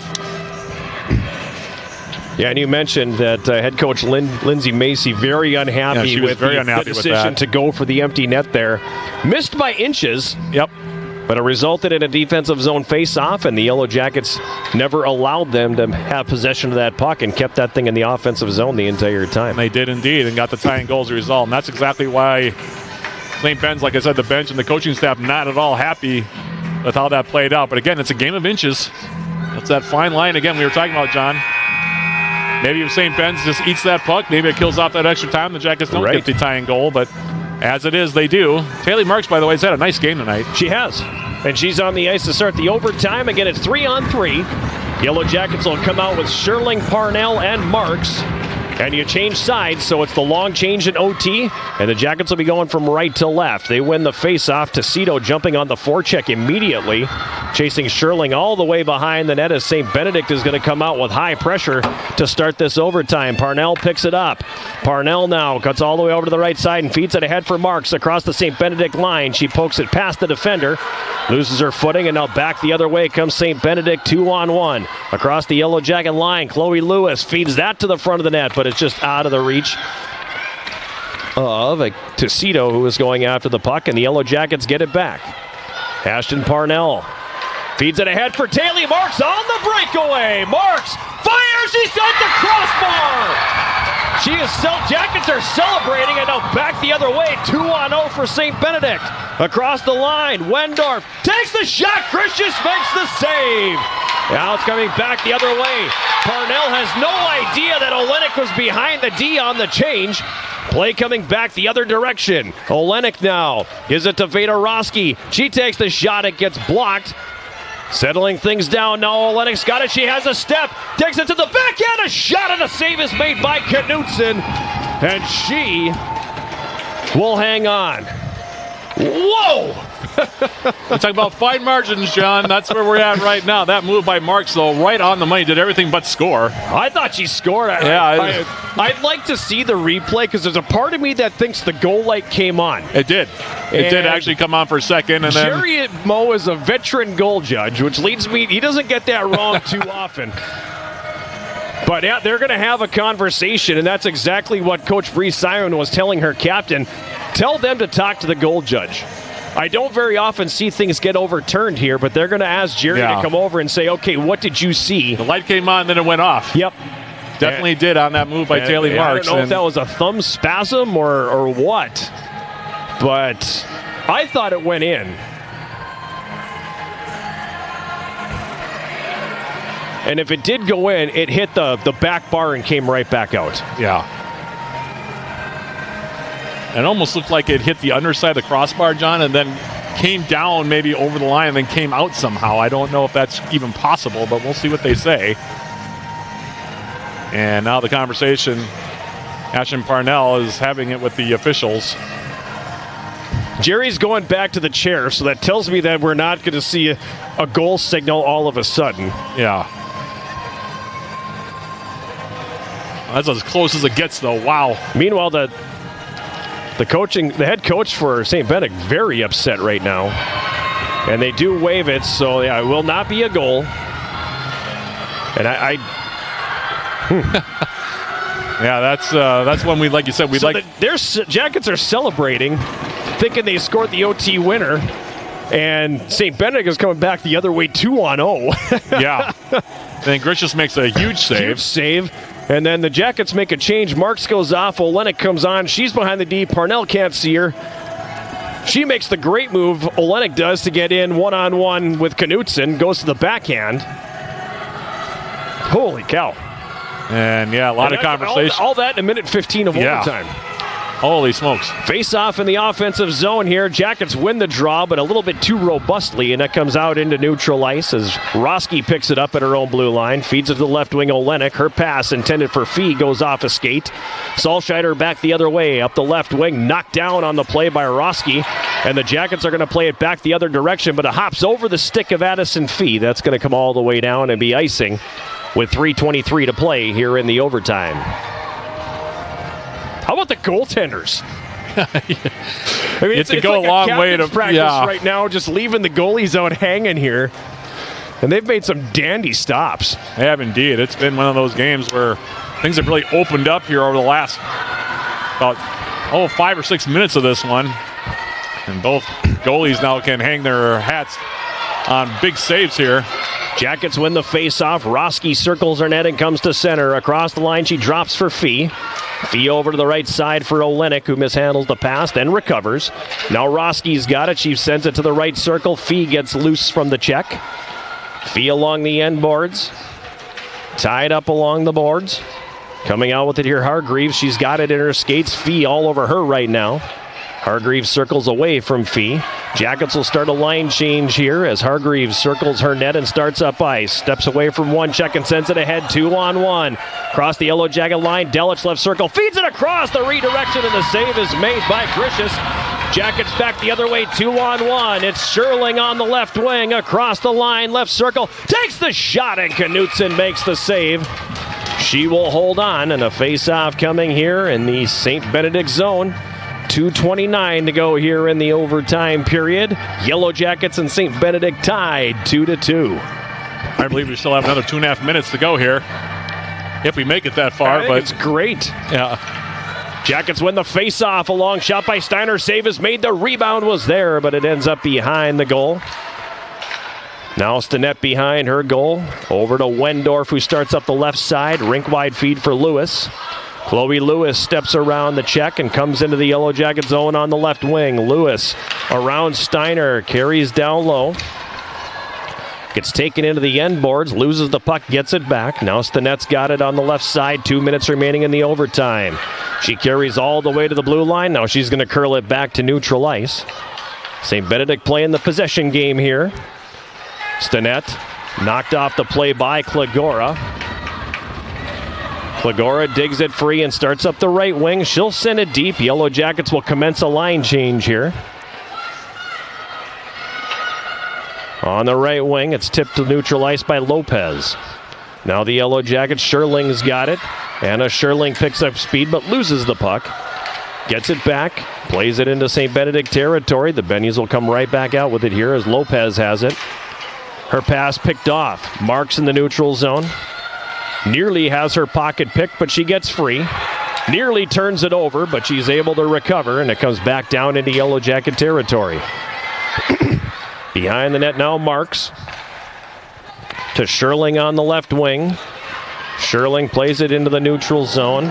Possession regained here. This is Solscheider. She comes across the Yellow Jacket line, dishes it off. Shot taken from the left circle. Grishis makes the save as Tecito took that shot. Left wing corner, Yellow Jacket zone. Hargreaves carries behind the goal now. She comes free into the right wing corner. Cameron Hargreaves, it has poked off her stick, and Taylor Marks pokes it back the other way. It's a foot race. Marks catches up to it on the left side. Marks now left circle, takes the shot. Knutson makes the stop. 30 seconds to go here in the overtime. Stinnett. Jackets are going to be outnumbered as Marks wanted to change, and Stinnett just starts up ice with speed. She drives it to the net, takes the shot, and Grishis makes the save. Now the puck played back the other way as the Yellow Jackets clear. 3 really tired players on the ice for the home team here. They just have to try to hold the fort now, I think, defensively. From the right wing side, Delich has her pass blocked. Delich now sends it up top. Long shot comes in. Stick save, Grishis. And the buzzer sounds. And it looks like we're headed for shootout territory. What an entertaining overtime. Wow.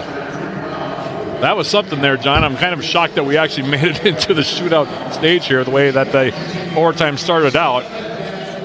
Both teams with a flurry of good looks in that 5-minute session.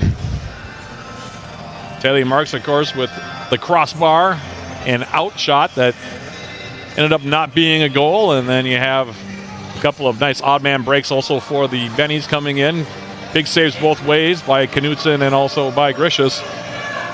Should make for an interesting shootout here between the two sides. Teams will switch ends once again here, so to overtime we go.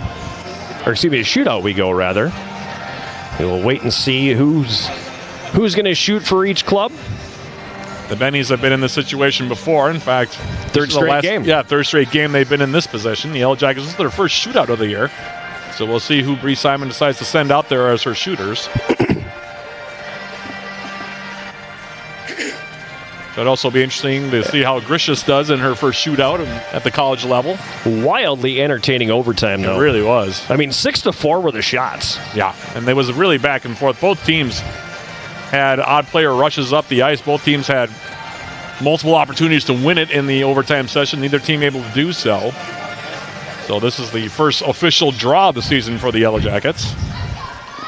Brings a halt to the losing streak. It does. Which is good. But that was... For St. Ben's, this is their third tie of the season, officially. So yeah, they are now 5-2-3 while the Yellow Jackets 1-10-1. But just a crazy overtime. And it started really with the momentum carried over from Taylor Marks' tying goal. That's really where the kind of the madness started here. And that overtime, like I said, wildly entertaining. And Marks nearly had the game-winning goal. She had the best opportunity of anybody in that 5-minute session. That's why I love the 3-on-3 overtime. I love it in the NHL. I love it in the college game. I just wish they went longer. Yeah. You know, I don't think there's anything wrong with going 10 minutes. Yeah. Before you get into the skills competition here. So it looks like St. Benedict is going to shoot first. And it's going to be Cameron Hargreaves shooting.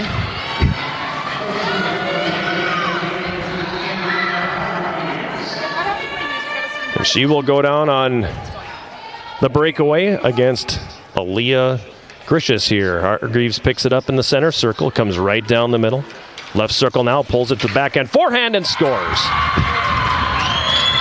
She's got a very long reach, says Hargreaves, and she came in, showed it there, went back and forth. Nice job, puck handling, and just a little bit taller, longer arms there than Aaliyah Grishas. She was able to tuck that one around the outstretched pad of Grishas. So a 1-0 lead in the shootout, and Ashton Parnell for the Yellow Jackets. She picks it up and comes in. Right circle, stick handles, tries to go high glove side, and the save is made by Knutson. 3 shooters deep you go before you kind of get into that sudden death portion of things. Each team guaranteed 3 shooters. St. Benedict can put the Jackets on the ropes here. As coming out to shoot is Chloe Lewis, and she picks it up in the neutral zone. Comes in on the left side, now cuts it to the middle. Between the circles, fakes and scores. Oh, what a nice move, and got Grishas to bite. Yeah, that was well done there by Lewis. And it's a couple of dekes to her right, back to her left. Grishas was off balance, couldn't get back, and like I said, faked her out, slid it in, and it's now 2-0 in the shootout. Addison Fee to shoot for the Yellow Jackets. She needs to score to keep it alive. The freshman from Crookston, Minnesota, picks it up at the red line. Comes in slowly. Right down the middle on her forehand right now. Pulls it to the backhand, and the save is made by Knutson. And that will give the shootout win, I guess, technically, to St. Benedict. As they go 2-0 in the shootout.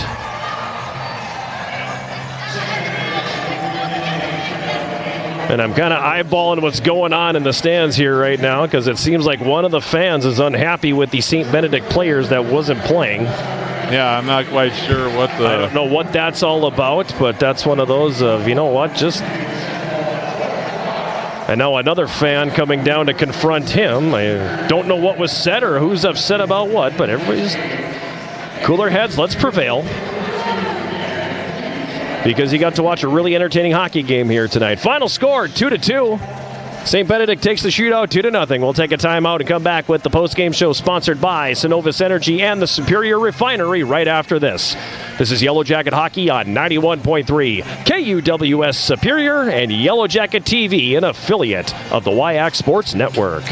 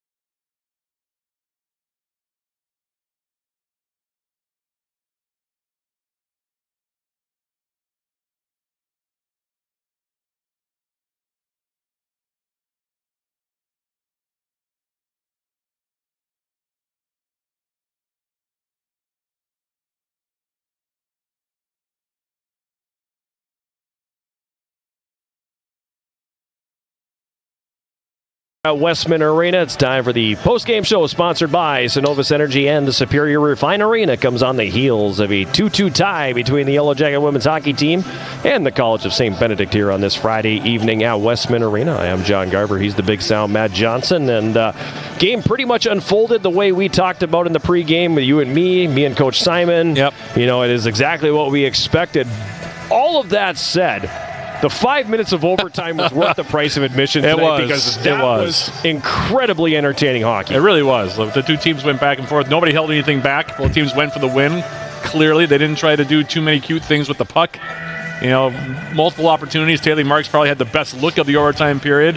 Avia Olenek for the Yellow Jackets also had a nice look when she came in. A couple of really good looks also for the Bennies when they came back to their direction. Nice saves by both goalkeepers. So, I mean, at the end of the day, you take the 2-2 draw. I mean, you know, St. Benedict is able to take the quote-unquote win in the shootout by the 2-0 score. But all in all, it sets up what could be a very interesting rematch tomorrow down in the St. Cloud, St. Joseph area. Yeah, it's going to be a game that less than 24 hours from now down on the home ice of St. Benedict. But it was a... I think it does a couple things, I think, tonight for the Yellow Jackets. Number one, it snaps that losing streak. Yeah. So you put that 7-gamer to bed. You have a non-loss. You didn't win, but you got yourself a non-loss, which is something you can absolutely build on. Absolutely. And then the second part of it is not that you didn't think you could play with the team that came in 5-2-2, but you went stride for stride with this team and absolutely know that going into that building tomorrow, that thing's up for grabs. You can absolutely win this game. Oh, yeah, absolutely. There's no reason why the Yellow Jackets can't go down there and get a win tomorrow if they play like they did here tonight. A lot of positives tonight, and you can tell that they were in the fight tonight. You know, they went all the way, all 60 minutes, you know, where there were a couple of moments, of course, in the second, third periods where they got scrambling and running around a little bit. Out of control in their own end of the ice, But, overall, like I said, they didn't back down from it. They actually, when they had the opportunity, they took advantage of it. You know, the 2 goals could be, you could say, a little bit opportunistic, but really nice plays by the 2 goal scorers for the Yellow Jackets, Ashton Parnell and also Taylor Marks. So, all in all, and for Aaliyah Grishas, really good start to her college career. I thought she was very good here tonight. One of the best players on the ice for the Yellow Jackets, no question about it. Yeah, especially through the first 40 minutes. I think she was easily the best player on the ice for either club. But she was the difference tonight. Yeah. I think she was the difference. She finishes the game with, what's my math going to tell me? 33 saves. Yeah. So that's saw plenty of rubber today, but she was the difference. And she was, she's the reason why this thing ended in a 2-2 tie. Let's jump into the post-game summary. And the Yellow Jackets, there go my stats. And they're gone. Just like that, my stats vanish. Ryan Castaneda is running for the hills right now. We got to remind this is great radio too. We got to remind the DJ not to unplug the computer on us until the post game is done. So thank you very much, Ryan. And then the look on the face of, did I do that? It definitely does do that. But no, you're okay. It was the guy down on the left. Yeah, we killed the tree. We got ourselves a paper copy so we can jump into this. But the post-game summary, scoreless after 1. Shots in the first period favoring St. Benedict at 7-6. And then at 6:24 of the second period, St. Benedict getting the first goal of the hockey game. Presley Kramer, her 4th of the season to make it 1-0. Simple wrist shot with a lot of traffic in front. Yeah, that was a broken play really from the start. I mean, it was one of those situations where, the initial shot actually that I thought was more dangerous was the short hops shot that came from the high slot area that was actually kicked out by Grishas, but then sticking with it, the puck got back to the blue line and stepping inside. Really nicely placed shot too by Presley Kramer. Not really much that Grishas could do on that one. 4th goal of the season, that goal coming at 6:24.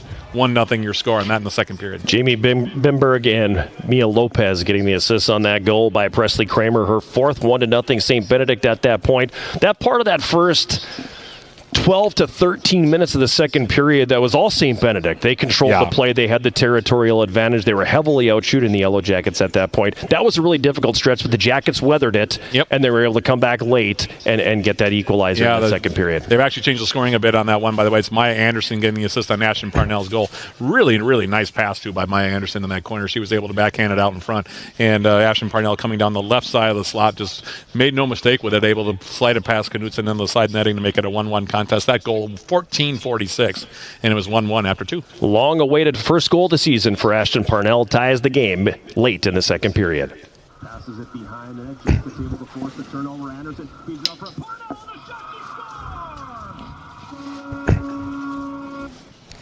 First of the season for Parnell from Maya Anderson, 1-1 after 2 periods. Shots in the second period, St. Benedict had 14 for a 2-period total of 21. Yellow Jackets had 7 for a 2-period total of 13. Then in the third period, Jackets came out and they had a pretty good start to that third period, but got penned in their own zone for a long time or forced to take a penalty, and St. Benedict converting on the power play. Yeah, it was one of those situations, tough call, too, for the Yellow Jackets. They had started to get a little bit of a territorial advantage. They pushed the puck in deep.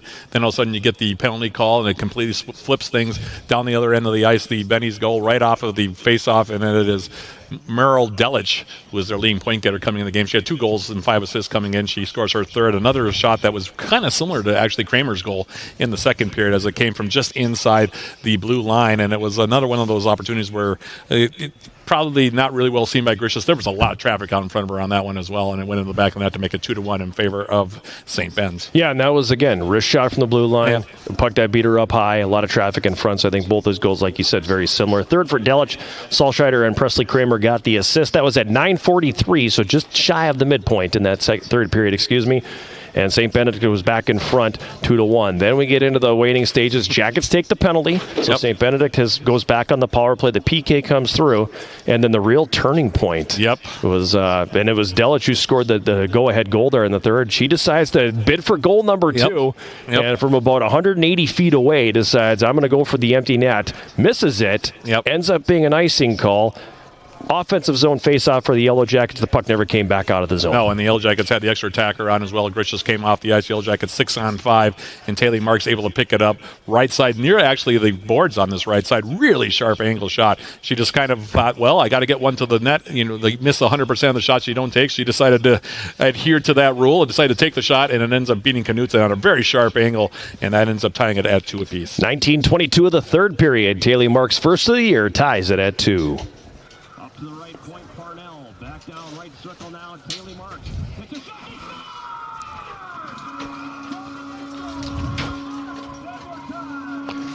First of the year for Marks, Aston Parnell credited with the assist at 19:22, tying the game at 2. And it would stay that way through the end of regulation. Shots on goal in the third period. St. Benedict had 8 for a 3-period total of 29. The Yellow Jackets also had 8 for a 3-period total of 21. And then fasten your safety belts because 3-on-3 overtime is upon us, and oh boy, was that thing fun. Yellow Jackets thought they had the victory fairly early as Taylor Marks, the defender on the breakaway. That's always a little bit of a dicey thing, but she gets the breakaway, goes high on the glove side. She thought it went in. She's busy celebrating with a teammate. The red light actually turns on. Red light comes on for a split second. Referee waves it off. Puck comes back the other way. It's a 2-on-0 going the other way because Jackets are busy celebrating. And Grishas makes a huge save on the 2-on-0. Jackets regain control. One of the celebrating players heads off the ice. On the line change, Avery Olenek comes on. She's behind the D. Parnell eventually gets the puck to her. She drives the net with a good move, and the goaltender Knutson makes the stop on that. And that was the big flurry that was in the early in the overtime period that saw each team with a really good opportunity to end this thing, but the goaltender standing tall. Yeah, both goalies are really good tonight. There's no question about that. You know, we talked about the fact that Aaliyah Grishas is making her first collegiate start here tonight after playing behind Maddie Wastrel and Jada Moyer for the balance of the first half of the year. Hadn't seen any ice time at all. She came and looked very good. And then Sam Knutson, who didn't have a lot to do at points of the contest, especially early in that second period, she ends up making a couple of huge saves as well. She gets a little bit of puck luck off the shot by Marks that hits the crossbar. Everybody thought in the building that was going to be in the back of the net there for a second. Everybody stopped for a half second. But she also made that nice stop on Olenek. You know, you can't really ask much more from the 2 goalies. They really kept their teams in it and going into the shootout. After that flurry in the first 2 minutes of the overtime period, things kind of settled down, and then frankly it was probably a little more pedestrian play from that point on. Shots on goal in the overtime period, St. Benedict had 6 for a game total of 35. The Yellow Jackets had 4 for a game total of 25. Penalties in the game. The Yellow Jackets 3 penalties for 6 minutes. St. Benedict 1 penalty for 2 minutes. Jackets 0 for 1 on the power play, and St. Ben's going 1 for 3. So we venture into the shootout at that point. Each team is you're guaranteed 3 But if somebody scores twice and the other team doesn't, then you don't get your 3, and that's what happened. St. Benedict scoring on both of their opportunities, in the Yellow Jackets going 0 for 2. But that's just for fun and for show, because it doesn't count for anything, the result being the 2-2 tie.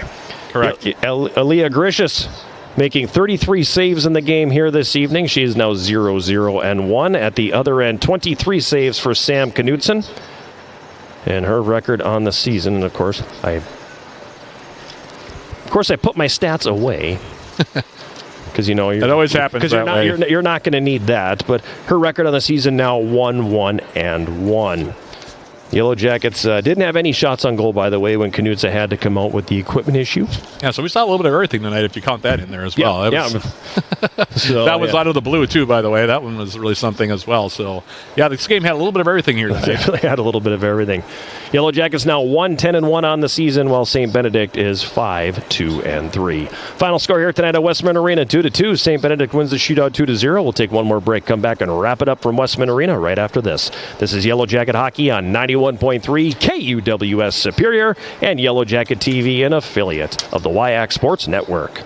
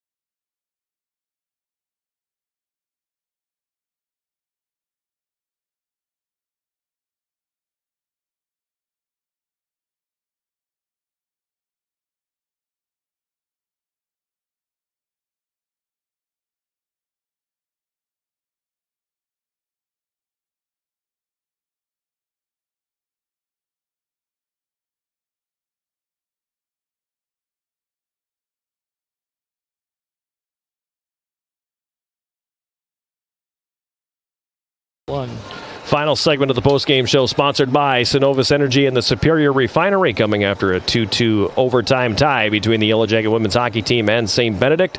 In the shootout, St. Benedict gets the win. The quote-unquote win. Outscoring the Yellow Jackets 2-0. And time now for our post-game show 3-star selection. Matthew, go. Pretty straightforward tonight, I think. It was pretty obvious who the 3 picks were going to be. I mean, it was depending on what order I think that they were going to actually be mentioned. I'm going to give the 3rd star tonight to Ashton Parnell, who got the tying goal for the Yellow Jackets, the first goal of the game for UWS in that second period. She was pretty active in the first period. She got the assist on the second goal. Yeah, she also got the assist on the second goal. Played, I thought, a pretty smart, heady game tonight. She had a little bit of a lull, I thought, at times as well, but overall she made the plays the Yellow Jackets needed when they needed them. So Ashton Parnell gets your 3rd star. Okay. My number 2 star is going to be Taylor Marks. She was unfortunately the penalized player on the St. Benedict's second goal, but she more than made up for it with both the tying goal and what we thought was the winning goal in overtime. She, like I said, had a steady night tonight. And she was pretty good in one-on-ones. I thought there were a couple times where she was kind of put on an island there, especially in the overtime period, where she did a nice job. Also, not just of making the move that hit the post when she came in on the breakaway, but she also was able to body off a couple of St. Benedict skaters coming up the ice on what would have been almost clear breakaways. So Taylor Marks is going to be your number 2 star of the game. And for me, your number 1 star, and I think you would agree with me on Aaliyah Gricius making her first start. She was really composed in goal tonight. I didn't see anything that indicated to me that she had not played any college hockey tonight. She looked really, really strong. Really strong, yep. Yeah, she didn't give him many rebounds. She made the saves she could make. The 2 goals that she gave up, I thought, were screens. And